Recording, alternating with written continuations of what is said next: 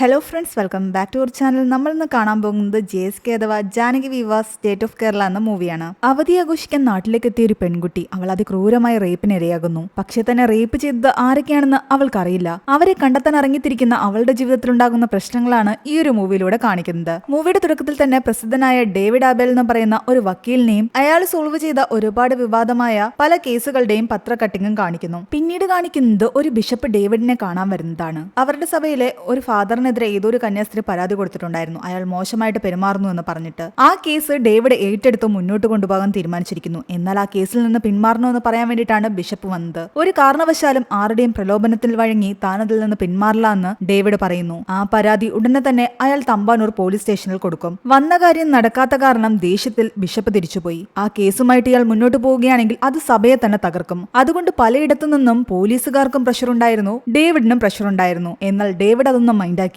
പക്ഷേ പോലീസ് സ്റ്റേഷനിലേക്ക് ഇയാൾ പരാതി കൊടുക്കാൻ വരുമ്പോൾ അത് കൈപ്പറ്റരുതെന്നാണ് തമ്പാനൂർ പോലീസ് സ്റ്റേഷനിലെ ഇൻസ്പെക്ടറിനും SIക്കും MLAയുടെ ഓർഡർ കിട്ടിയിരിക്കുന്നത്. പക്ഷേ വന്നു കഴിഞ്ഞാൽ പരാതി കൈപ്പറ്റാതിരിക്കാൻ പറ്റില്ല. അതുകൊണ്ട് വരുന്നത് തടയാൻ പല മാർഗങ്ങളും നോക്കുന്നു. സ്റ്റേഷന് മുന്നിൽ ഒരുപാട് ആൾക്കാര് പ്ലക്കാർഡുകളൊക്കെ പിടിച്ചിട്ട് ആകെ ബഹളമായിട്ട് നിൽപ്പുണ്ടായിരുന്നു. MLA ഒരു CPIയെ വിളിച്ചിട്ട് പറയുന്നുണ്ട്, നീ എങ്ങനെയെങ്കിലും ഡേവിഡ് വരുന്നത് തടയണമെന്ന്. അങ്ങനെ ഇവർ പ്ലാൻ ചെയ്ത പ്രകാരം ഡേവിഡ് വരുമ്പോൾ അവിടെ പ്രശ്നങ്ങൾ ഉണ്ടാക്കാൻ ഒരാളെ ഇടയ്ക്ക് നിർത്തിയിട്ടുണ്ടായിരുന്നു. അങ്ങനെ ഡേവിഡ് പരാതി കൊടുക്കാൻ വേണ്ടിയിട്ട് അവിടേക്ക് വണ്ടിയിൽ വന്നതും അയാളുടെ മുന്നിലേക്ക് ഇവർ നേരത്തെ നിർത്തിയിരുന്ന ആ വ്യക്തിയാകട്ടെ ഒരു ഹെൽമെറ്റ് എടുത്തെറിയുന്നു. പിന്നെ അതിന്റെ പേരിൽ അങ്ങോട്ടും ഇങ്ങോട്ടും ആകെ വഴക്കും ഉന്തും തള്ളുവായി. അത് കാരണം പോലീസുകാര് ഇവിടെ സേഫ് അല്ല, നിങ്ങൾ തിരിച്ചു പോകുമെന്ന് പറഞ്ഞിട്ട് ഡേവിഡിനെ അവിടെ നിന്ന് തിരിച്ചുവിട്ടു. പക്ഷേ ഈ ബഹളത്തിന്റെ എല്ലാം തന്നെ ഇടയ്ക്ക് വിദ്യാധരൻ എന്ന് പറയുന്ന ഒരു മധ്യവയസ്കൻ പോലീസ് സ്റ്റേഷനിലേക്ക് കംപ്ലൈന്റ് കൊടുക്കാൻ വരുന്നു. ഈ തിക്കിലും തിരക്കിലും അയാൾ പെട്ടുപോയി. എമർജൻസിയാണ്, എന്നെ അകത്തേക്ക് കടത്തിവിടുമെന്ന് അയാൾ പറയുമ്പോൾ ഫിറോസ് എന്ന് പറയുന്ന ഒരു പോലീസുകാരൻ ഈ ബഹളത്തിന്റെ ഇടയ്ക്ക് അയാളെ പിടിച്ചു തള്ളി. അയാൾ ബാലൻസ് തെറ്റി താഴേക്ക് വീഴുന്നു. ഉന്തിനും തള്ളിനും ഇടയിൽ ആൾക്കാരെല്ലാം തന്നെ അയാളെ ചവിട്ടി. അബോധാവസ്ഥയിലായ അയാളെ പോലീസുകാരെല്ലാം ചേർന്നിട്ട് നേരെ ഹോസ്പിറ്റലിലേക്ക് കൊണ്ടുപോയി. ഉള്ള പ്രശ്നത്തിന്റെ കൂടെ ഈ ഒരു പ്രശ്നവും കൂടി. ഇൻസ്പെക്ടർ ഫിറോസിനെ വിളിച്ച് വഴക്ക് പറയുന്നുണ്ട്. താൻ എന്തൊക്കെയാ കാണിച്ചു കൂട്ടുന്നതെന്ന് ചോദിച്ചിട്ട്, ഞാൻ ആ ഒരു ബഹളത്തിന്റെ ഇടയ്ക്ക് അറിയാതെ പിടിച്ചൊന്ന് തള്ളിയതാ, അയാൾ വീഴുകയും ഇങ്ങനെയൊക്കെ ആവുകയും ചെയ്യുമെന്ന് താൻ കരുതിയില്ല എന്ന് അവൻ പറയുന്നു. ഹോസ്പിറ്റലിലേക്ക് കൊണ്ടുപോയെങ്കിലും ആ വിദ്യാധരൻ മരിച്ചിട്ടുണ്ടായിരുന്നു. ന്യൂസിലെല്ലാം തന്നെ വലിയ രീതിയിൽ ഇത് കാണിച്ചുകൊണ്ടിരിക്കുകയാണ്, പോലീസുകാരുടെ അനാസ്ഥയാണെന്നുള്ള രീതിയിൽ. ആ ടൈമിലാണ് അവിടേക്ക് നായികയായ ജാനകിയും നവീൻ എന്ന പയ്യനും അവിടേക്ക് ഒരു പരാതി കൊടുക്കാൻ വരുന്നത്. ഇൻസ്പെക്ടറിന്റെ റൂമിലേക്ക് കയറിയതും ന്യൂസിൽ ഈ ഒരു വിദ്യാധരന്റെ ഫോട്ടോയാണ് ജാനകി കാണുന്നത്. അത് കണ്ടതും പെട്ടെന്ന് അവൾ തലകറങ്ങി വീഴുന്നു. ഒന്നിനു പിറകെ ഒന്നായി സ്റ്റേഷനിലാകെ പ്രശ്നങ്ങള്. ഈ പെൺകുട്ടിയെയും അവർ നേരെ ഹോസ്പിറ്റലിലേക്ക് കൊണ്ടുപോയി. ഇവിടെ SI കനകരാജ് ആകട്ടെ വിദ്യാധരന്റെ പോസ്റ്റ്മോർട്ടത്തിന്റെ കാര്യങ്ങളൊക്കെ നോക്കാൻ വേണ്ടി ഹോസ്പിറ്റലിലേക്ക് വന്നപ്പോഴാണ് ഇൻസ്പെക്ടർ വിളിച്ചു പറയുന്നത്, ഇവിടെ ബോധം കെട്ട് വീണ ഒരു പെൺകുട്ടിയും അവിടേക്ക് കൊണ്ടുവന്നിട്ടുണ്ട്, ആ കേസ് കൂടി ഒന്ന് നോക്കാൻ. കൂടാതെ വിദ്യാധരന്റെ ബോഡി ഐഡന്റിഫൈ ചെയ്യാനും മറ്റുമായിട്ട് അയാളുടെ സഹോദരനും വൈഫും വന്നിട്ടുണ്ടായിരുന്നു. ആ പ്രൊസീജിയറിന് വേണ്ടിയിട്ട് അവരെ കനകരാജ് അവിടേക്ക് പറഞ്ഞു വിട്ടു. ജാനകിയുടെ കേസ് എന്തായെന്ന് നോക്കാൻ ചെല്ലുമ്പോഴാണ് SIയോട് ഞെട്ടിക്കുന്ന ചില കാര്യങ്ങൾ ഡോക്ടർ പറയുന്നത്. ഈ പെൺകുട്ടി അതിക്രൂരമായ റേപ്പിന് ഇരയായിട്ടുണ്ട്. ഒന്നോ അതിലധികമോ പേരാണ് ഇതിന്റെ പിന്നില്. കൂടാതെ ഡോക്ടർ പറയുന്നുണ്ട്, ഈ കുട്ടി ഇവിടെ ഇപ്പോൾ ഡെത്ത് റിപ്പോർട്ട് ചെയ്ത ആ വിദ്യാധരന്റെ മകളാണെന്ന്. SIനെ ഒരു CPO വിളിച്ചിട്ട് പറയുന്നുണ്ട്, ആ ജാനകി എന്ന് പറയുന്ന പെൺകുട്ടിയെ പറ്റി ഇവിടെ വിദ്യാധരന്റെ സഹോദരനും വൈഫും അന്വേഷിക്കുന്നുണ്ടെന്ന്. തൽക്കാലം അവരെ ഇങ്ങോട്ടേക്ക് കൂട്ടിക്കൊണ്ടുവരാൻ SI പറയുന്നു. SI ജാനകിയുടെ കൂടെ ഉണ്ടായിരുന്ന നവീനോട് സംസാരിക്കാൻ ചെല്ലുമ്പോൾ അവൻ ഫോണില് അവന്റെ സിസ്റ്റർ സൈറയുമായിട്ട് സംസാരിക്കുകയായിരുന്നു. SI ഫോൺ വാങ്ങി സൈറയുമായിട്ട് സംസാരിക്കുന്നു. സൈറ പറയുന്നുണ്ട്, അവന്റെ കൂട്ടുകാരെ കാണാൻ വേണ്ടിയിട്ടാ അവിടേക്ക് വന്നതെന്ന്, അവന് വേറെ എന്തെങ്കിലും പ്രശ്നമുണ്ടോ എന്ന്. ഇവന്റെ കൂടെയുള്ള പെൺകുട്ടിക്ക് ആദ്യം ബോധം വരട്ടെ, എന്നിട്ട് അതിനെപ്പറ്റി സംസാരിക്കാമെന്ന് പറഞ്ഞിട്ട് SI ഫോൺ കട്ട് ചെയ്തു. നവീനോട് ചോദിക്കുമ്പോൾ അവൻ പറയുന്നത്, താൻ ഫ്രണ്ടിനെ കാണാൻ വന്നതാണ്, റെയിൽവേ സ്റ്റേഷനിൽ വെച്ചിട്ട് തന്റെ അച്ഛനെ കാണുന്നില്ല, വിളിക്കാൻ ഫോണൊന്ന് തരുമോ എന്ന് ചോദിച്ചിട്ട് തന്റെ കയ്യിൽ നിന്ന് ഫോൺ വാങ്ങി. വിളിച്ചിട്ട് കിട്ടാത്ത കാരണം കംപ്ലൈന്റ് കൊടുക്കാൻ പോലീസ് സ്റ്റേഷനിലേക്ക് വരികയായിരുന്നു. അവളുടെ കൂടെ ഞാനും വന്നു, അത്രയുള്ളൂ. CCTV ഫുട്ടേജ് നോക്കിയപ്പോൾ അവൻ പറഞ്ഞ കാര്യങ്ങളൊക്കെ കറക്റ്റ് ആയിരുന്നു. അവള് ആ ഫോണിൽ നിന്ന് മറ്റൊരു നമ്പറിലേക്കും വിളിച്ചിട്ടുണ്ടായിരുന്നു. അവളുടെ കൂടെ ബാംഗ്ലൂർ വർക്ക് ചെയ്യുന്ന സുഹൃത്തുക്കളായിരുന്നു വിളിച്ചിട്ടുണ്ടായിരുന്നത്. അവരോട് കാര്യം പറഞ്ഞു കഴിഞ്ഞപ്പോൾ അവർ എത്രയും പെട്ടെന്ന് ഇവിടേക്ക് വരാമെന്ന് പറഞ്ഞിട്ടുണ്ട്. വിദ്യാധരന്റെ ബന്ധുക്കളോട് ചോദിക്കുമ്പോൾ അയാൾ പറയുന്നുണ്ട്, വിദ്യാധരന്റെ അമ്മയുടെ വകയിലൊരു ആംഗ്ലയുടെ മകനാ, അല്ലാതെ സ്വന്തം അനിയനല്ല എന്ന്. തൃശ്ശൂര് താമസമാക്കിയിട്ടുള്ള വിദ്യാധരനും ജാനകിയും ട്രിവാൻഡ്രത്തേക്ക് എന്തിനാ വന്നതെന്ന് ചോദിക്കുമ്പോൾ ജാനകിക്ക് ഇവിടെ ഒരു മെഡിക്കൽ ചെക്കപ്പ് ഉണ്ടായിരുന്നു, അതിനുവേണ്ടി വരികയാണെന്നാണ് ഇവരോട് പറഞ്ഞത്. എന്ത് ചെക്കപ്പാണെന്ന് തന്നെ ഇവർക്കറിയില്ലായിരുന്നു. എന്തായാലും ഇവരെയും കൂട്ടി SI ഡോക്ടറെ കാണുന്നു. സെക്ഷൽ അസോൾട്ടിന്റെ കാര്യം ഡോക്ടർ പറയുന്ന കേട്ട റിലേറ്റീവ്സ് ഒന്ന് ഞെട്ടി. പെൺകുട്ടിയുടെ ഇന്റേണൽ പാർട്സിലുള്ള ഇഞ്ചുറിക്ക് 2-3 ദിവസത്തെ പഴക്കമുണ്ടെന്ന് ഡോക്ടർ പറയുന്നു. DNA പ്രൊഫൈലിംഗിന്റെ ചാൻസിനെ പറ്റി SI ചോദിക്കുമ്പോൾ അതൊക്കെ കൂടുതൽ ടെസ്റ്റ് നടത്തിയെങ്കിൽ മാത്രമേ മനസ്സിലാകൂ എന്നാണ് പറയുന്നത്. എന്തായാലും അവർ തൽക്കാലം ഒരു ടെസ്റ്റിന് വേണ്ടി കൊടുത്തിട്ടുണ്ടായിരുന്നു. ഇവിടെ കന്യാസ്ത്രീയുടെ പരാതി ഡേവിഡ് പോലീസ് സ്റ്റേഷനിലേക്ക് എത്തിക്കാത്തതിന്റെ പേരിൽ മീഡിയ വലിയ ചർച്ച നടത്തുകയാണ്. മനഃപൂർവ്വം ഡേവിഡ് അങ്ങനെ ചെയ്തു എന്നാണ് പലരും പറയുന്നത്. ആ ടൈമിൽ MLAയുടെ കൂടെ നിന്ന് ഡേവിഡിന് പണി കൊടുത്ത സാമുൽ എന്ന് പറയുന്ന CPI അയാൾ ഡേവിഡിനെ കാണാൻ വരുന്നു. വാർത്തയിൽ പറയുന്ന റേപ്പ് വിക്ടിമിനെ നിങ്ങൾ കണ്ടിട്ടുണ്ടോ എന്ന് ചോദിക്കുമ്പോൾ സാമുൽ സാമുല് ഡേവിഡിന് അവളുടെ ഫോട്ടോ കാണിച്ചു കൊടുക്കുന്നു. വിദ്യാധരൻ പിള്ളയുടെ മരണം ഹാർട്ട് അറ്റാക്ക് മൂലമാണെന്ന് പോലീസുകാർ പറയുന്നു. പോലീസ് സ്റ്റേഷനിൽ നടന്ന പ്രശ്നമായിട്ട് അയാളുടെ മരണത്തിന് ഒരു ബന്ധവുമില്ലെന്നാണ് അവര് പറയുന്നത്. തൽക്കാലം അന്വേഷണ വിധേയമായിട്ട് ഫിറോസ് എന്ന് പറയുന്ന പോലീസുകാരനെ സസ്പെൻഡ് ചെയ്തു. ജാനകിക്ക് അമ്മയുണ്ടായിരുന്നില്ല, അച്ഛൻ മാത്രമേ ഉണ്ടായിരുന്നുള്ളൂ. ബാംഗ്ലൂരിൽ അവൾ എങ്ങനെയൊക്കെ ആയിരിക്കുമെന്ന് നമുക്ക് ഊഹിക്കാമല്ലോ എന്നാണ് സാമുല് പറയുന്നത്. അത് കേട്ടിട്ട് ഡേവിഡിന് അത്ര ഇഷ്ടപ്പെട്ടില്ല. കേസുമായിട്ട് വീണ്ടും ഡേവിഡ് മുന്നോട്ട് പോകാതിരിക്കാൻ വേണ്ടിയിട്ട് MLA ഇൻസ്പെക്ടറൊക്കെ ചേർന്നിട്ട് ഡേവിഡിനെ സ്വാധീനിച്ചെങ്കിലും അതൊന്നും തന്നെ നടന്നില്ല. പിന്നീട് കാണിക്കുന്നത് ജാനകിയുടെ ഫ്രണ്ട്സായ ലക്ഷ്മിയും രക്ഷിതയും അവളെ കാണാൻ വരുന്നതാണ്. ജാനകിയെ പറ്റിയുള്ള കൂടുതൽ കാര്യങ്ങൾ എസ്ഐയോട് അവർ പറയുന്നു. +2 മുതൽ ഇവർ ഒരുമിച്ചാണ് പഠിച്ചത്. പിന്നീട് കോയമ്പത്തൂർ എഞ്ചിനീയറിംഗിന് ഒരുമിച്ചായിരുന്നു. അതിനുശേഷം ക്യാമ്പസ് പ്ലേസ്മെന്റിൽ ജോലി കിട്ടി ബാംഗ്ലൂർക്ക് പോയി. വർക്ക് പ്രഷർ ഉണ്ടെങ്കിലും അവർ 3 പേരും ഒരുമിച്ച് ആ ലൈഫ് ആസ്വദിക്കുകയായിരുന്നു. അവൾ അച്ഛനുമായിട്ട് നല്ല ബോണ്ടിങ്ങിലായിരുന്നു. ഇടയ്ക്കിടയ്ക്ക് അവളെ അച്ഛൻ കോൾ ചെയ്യും. അന്ന് രാത്രി താൻ വിളിക്കില്ല, തനിക്കൊരു പാർട്ടി ഉണ്ടെന്ന് പറഞ്ഞിട്ട് അവൾ കോള് കട്ട് ചെയ്യുന്നു. അവളുടെ ടീം ലീഡറും അവളുടെ കൊളീഗുമായ വെങ്കടനെയും ഇതിൽ കാണിക്കുന്നുണ്ട്. ഇവരെല്ലാവരും ചേർന്നിട്ടായിരുന്നു പാർട്ടിയിൽ പങ്കെടുത്തിരുന്നത്. അവർ ഒരുമിച്ച് ഒരുപാട് ഫോട്ടോസും എടുക്കുന്നു. അതെല്ലാം തന്നെ SC പരിശോധിക്കുന്നുണ്ട്. കഴിഞ്ഞ വെള്ളിയാഴ്ച ജാനകിയും ഫ്രണ്ട്സും ഒരുമിച്ച് അവളുടെ നാട്ടിലെ പൂരം കൂടാൻ വേണ്ടിയിട്ട് വന്നതായിരുന്നു. വെള്ളിയാഴ്ച വന്ന ശേഷം ഇവർ രണ്ടുപേരും ഞായറാഴ്ച തിരിച്ചു കയറി. എന്നാൽ ചൊവ്വാഴ്ചയായപ്പോ ഇവരെ വിളിച്ചിട്ട് ജാനകിയുടെ അച്ഛൻ പറഞ്ഞു അവൾക്ക് സുഖമില്ല, 2 ദിവസം കൂടെ കഴിഞ്ഞിട്ടേ വരുമെന്ന്. അവളുടെ ഫോണിൽ വിളിച്ചിട്ട് കിട്ടുന്നുണ്ടായിരുന്നില്ല. അവളുടെ ഫോൺ കേടായി, അത് വർക്കിംഗ് അല്ല എന്നൊക്കെയാണ് അവളുടെ അച്ഛൻ പറഞ്ഞത്. നാട്ടിൽ വന്ന് പോയതിന്റെ ഇടയ്ക്ക് എന്തെങ്കിലും പ്രത്യേകിച്ച് ഇൻസിഡന്റ് നടന്നുവെന്ന് ഇവരോട് ചോദിക്കുമ്പോൾ ഇവർ അന്ന് നടന്ന കാര്യങ്ങളെല്ലാം പറയുന്നു. പൂരം കഴിഞ്ഞ് അവർ അടുത്തുള്ളൊരു ബേക്കറിയിൽ ജ്യൂസ് കുടിക്കാൻ കയറി. എന്നാൽ ജ്യൂസിന് മധുരം കുറവാണെന്ന് പറഞ്ഞിട്ട് അവിടുത്തെ സ്റ്റാഫിനോട് കംപ്ലൈന്റ് പറഞ്ഞപ്പോൾ അവരാകട്ടെ ഇവരുടെ കയ്യിൽ നിന്ന് അത് വാങ്ങി കുടിച്ചു നോക്കിയിട്ട് ഇവരെ ഒരുമാതിരി നോക്കുന്നുണ്ട്. പുറത്തുനിന്ന 3 പേരും അതുപോലെ തന്നെ പുറത്തുനിന്ന 3 പേരും ഇവരെ ശ്രദ്ധിക്കുന്നുണ്ടായിരുന്നു. ബേക്കറി സ്റ്റാഫുകളുടെ സംസാരവും രീതിയൊന്നും ഇഷ്ടപ്പെടാത്ത കാരണം ജാനകിയും കൂട്ടുകാരും ദേഷ്യം അവിടെ നിന്ന് തിരിച്ചിറങ്ങി പോകാൻ നേരത്ത് ഈ പുറത്തു നിന്നിരുന്ന ആൾക്കാര് ഇവരുടെ ദേഹത്തിടിക്കുന്നു. ജാനകി അതിന്റെ പേരിൽ അവരെ വഴക്കം പറഞ്ഞിട്ട് ദേഷ്യത്തിലാണ് അവിടെ നിന്ന് ഇറങ്ങി പോകുന്നത്. പിന്നീട് കാണിക്കുന്നത് ബോധം തിരിച്ചിട്ട് ജാനകിയാകട്ടെ അച്ഛന്റെ മരണവാർത്തയെല്ലാം കാരണം ആകെ തകർന്നിരിക്കുന്നതും പിന്നീട് അതിന്റെ ചടങ്ങുകളിലേക്ക് കടക്കുന്നതുമാണ്. ചടങ്ങുകളെല്ലാം കഴിഞ്ഞ് ഓരോരുത്തരായിട്ട് അവളുടെ വീട്ടിൽ നിന്ന് പോയി തുടങ്ങി. ഇവിടെ അറിഞ്ഞോ അറിയാതെയോ അയാളുടെ മരണത്തിന് കാരണക്കാരൻ താൻ കൂടിയാണല്ലോ എന്നാലോചിച്ച് ആ CPO ഫിറോസ് ആകെ തകർന്നിരിക്കുകയാണ്. യാദർച്ഛികമായി കണ്ടുമുട്ടിയതാണെങ്കിലും നവീൻ അപ്പോഴും ജാനകിയുടെ കൂടെ തന്നെ ഉണ്ടായിരുന്നു. ജാനകി തിരിച്ച് സ്വന്തം നാടായ തൃശ്ശൂർ എത്തിയത് കാരണം അവിടുത്തെ ഇൻസ്പെക്ടറായ മത്തായിസ് ബേബിയാണ് ജാനകിയുടെ കാര്യങ്ങൾ ചോദിച്ചറിയാൻ ചെല്ലുന്നത്. ജാനകിയുടെ അങ്കിളാകട്ടെ തങ്ങൾക്ക് കേസിനൊന്നും താല്പര്യമില്ലെന്ന് പറഞ്ഞെങ്കിലും മത്തായിസ് ജാനകിയെ നേരിട്ട് കണ്ട് സംസാരിക്കുന്നു. മെഡിക്കൽ റിപ്പോർട്ട് അനുസരിച്ച് റിപ്പോർട്ട് ചെയ്തിരിക്കുന്ന കേസായതുകൊണ്ട് തന്നെ ഇവർക്ക് സ്റ്റേറ്റ്മെന്റ് എടുത്ത് ഒരു റിപ്പോർട്ട് മുകളിലേക്ക് കൊടുക്കണമായിരുന്നു. റിപ്പോർട്ടിലുള്ളത് കൂട്ടുകാരികളെ ബസ് കയറ്റി വിട്ട ശേഷം തിരിച്ചു വരുന്ന വഴിക്ക് ബേക്കറിയിൽ വെച്ച് ഉപദ്രവിക്കപ്പെട്ടു എന്നാണ്. അതിലെത്രത്തോളം സത്യമുണ്ടെന്ന് അവളോട് ചോദിക്കുന്നു. അങ്ങനെ ജാനകി അന്നടന്ന സംഭവങ്ങൾ പറയുകയാണ്. ആ ബേക്കറി വെച്ചിട്ട് ഇഷ്യൂ ഒക്കെ ഉണ്ടായ ശേഷം അവൾ കൂട്ടുകാരികളെ ബസ് കയറ്റി വിടാൻ പോയി. അവരെ യാത്രയാക്കിയിട്ട് തിരിച്ച് വീട്ടിലേക്ക് പോകാൻ തുടങ്ങുമ്പോഴാണ് അവളുടെ ഫോൺ നഷ്ടപ്പെട്ടത് അവൾ ഓർക്കുന്നത്. അവള് തിരിച്ച് ബേക്കറിയിലേക്ക് വരുമ്പോൾ ബേക്കറി പാതി തുറന്നിരിക്കുകയായിരുന്നു. അതിനുള്ളിൽ ഒന്നും തന്നെ ആരെയും കാണുന്നില്ല. അവള് ഫോൺ അവിടെയെങ്കിലും നോക്കിയിട്ടും കണ്ടില്ല. ചേട്ടാ ചേട്ടാന്ന് കുറെ തവണ വിളിക്കുന്നു. പെട്ടെന്ന് ബാക്കിൽ ആരോ വന്ന പോലെ തോന്നിയ കാരണം തിരിഞ്ഞു നോക്കിയതും അവളുടെ കണ്ണിലേക്ക് ആരോ സ്പ്രേ അടിച്ചു. പിന്നീടാണ് അവൾ ഉപദ്രവിക്കപ്പെട്ടത്. അതുകൊണ്ട് തന്നെ ആരാണ് തന്നെ ഉപദ്രവിച്ചതെന്നൊന്നും തന്നെ അവൾക്കറിയില്ല. ബോധം വരുമ്പോൾ ഒരു റോഡ് സൈഡില് തന്റെ വണ്ടിയുടെ അടുത്തായിട്ട് അവൾ കിടക്കുകയായിരുന്നു. അവിടെ നിന്നും എങ്ങനെയൊക്കെ എഴുന്നേറ്റ് അവൾ വീട്ടിലേക്ക് പോയി. തന്നെ ഉപദ്രവിച്ചത് ആരാണെന്ന് പോലും അവൾക്ക് ഓർമ്മയില്ല. അവൾ അന്നിട്ടിരുന്ന ഡ്രസ്സെല്ലാം തന്നെ ട്രിവാൻഡ്രത്തുള്ള അങ്കിളിന്റെ വീട്ടിലേക്ക് വരുന്നതിന് മുൻപ് തന്നെ അവളുടെ അച്ഛൻ ഇതൊന്നും നമുക്ക് വേണ്ടെന്ന് പറഞ്ഞ് കത്തിച്ചു കളഞ്ഞു. എന്നാൽ ട്രിവാൻഡ്രത്തേക്ക് വരുമ്പോ തന്നെ അവളുടെ മനസ്സിലുണ്ടായിരുന്നു അവൾക്ക് കേസ് കൊടുക്കണമെന്ന്. തുടക്കം മുതലേ അവളുടെ അച്ഛനാകട്ടെ കേസിനൊന്നും പോകണ്ടെന്ന് പറഞ്ഞിരുന്നു.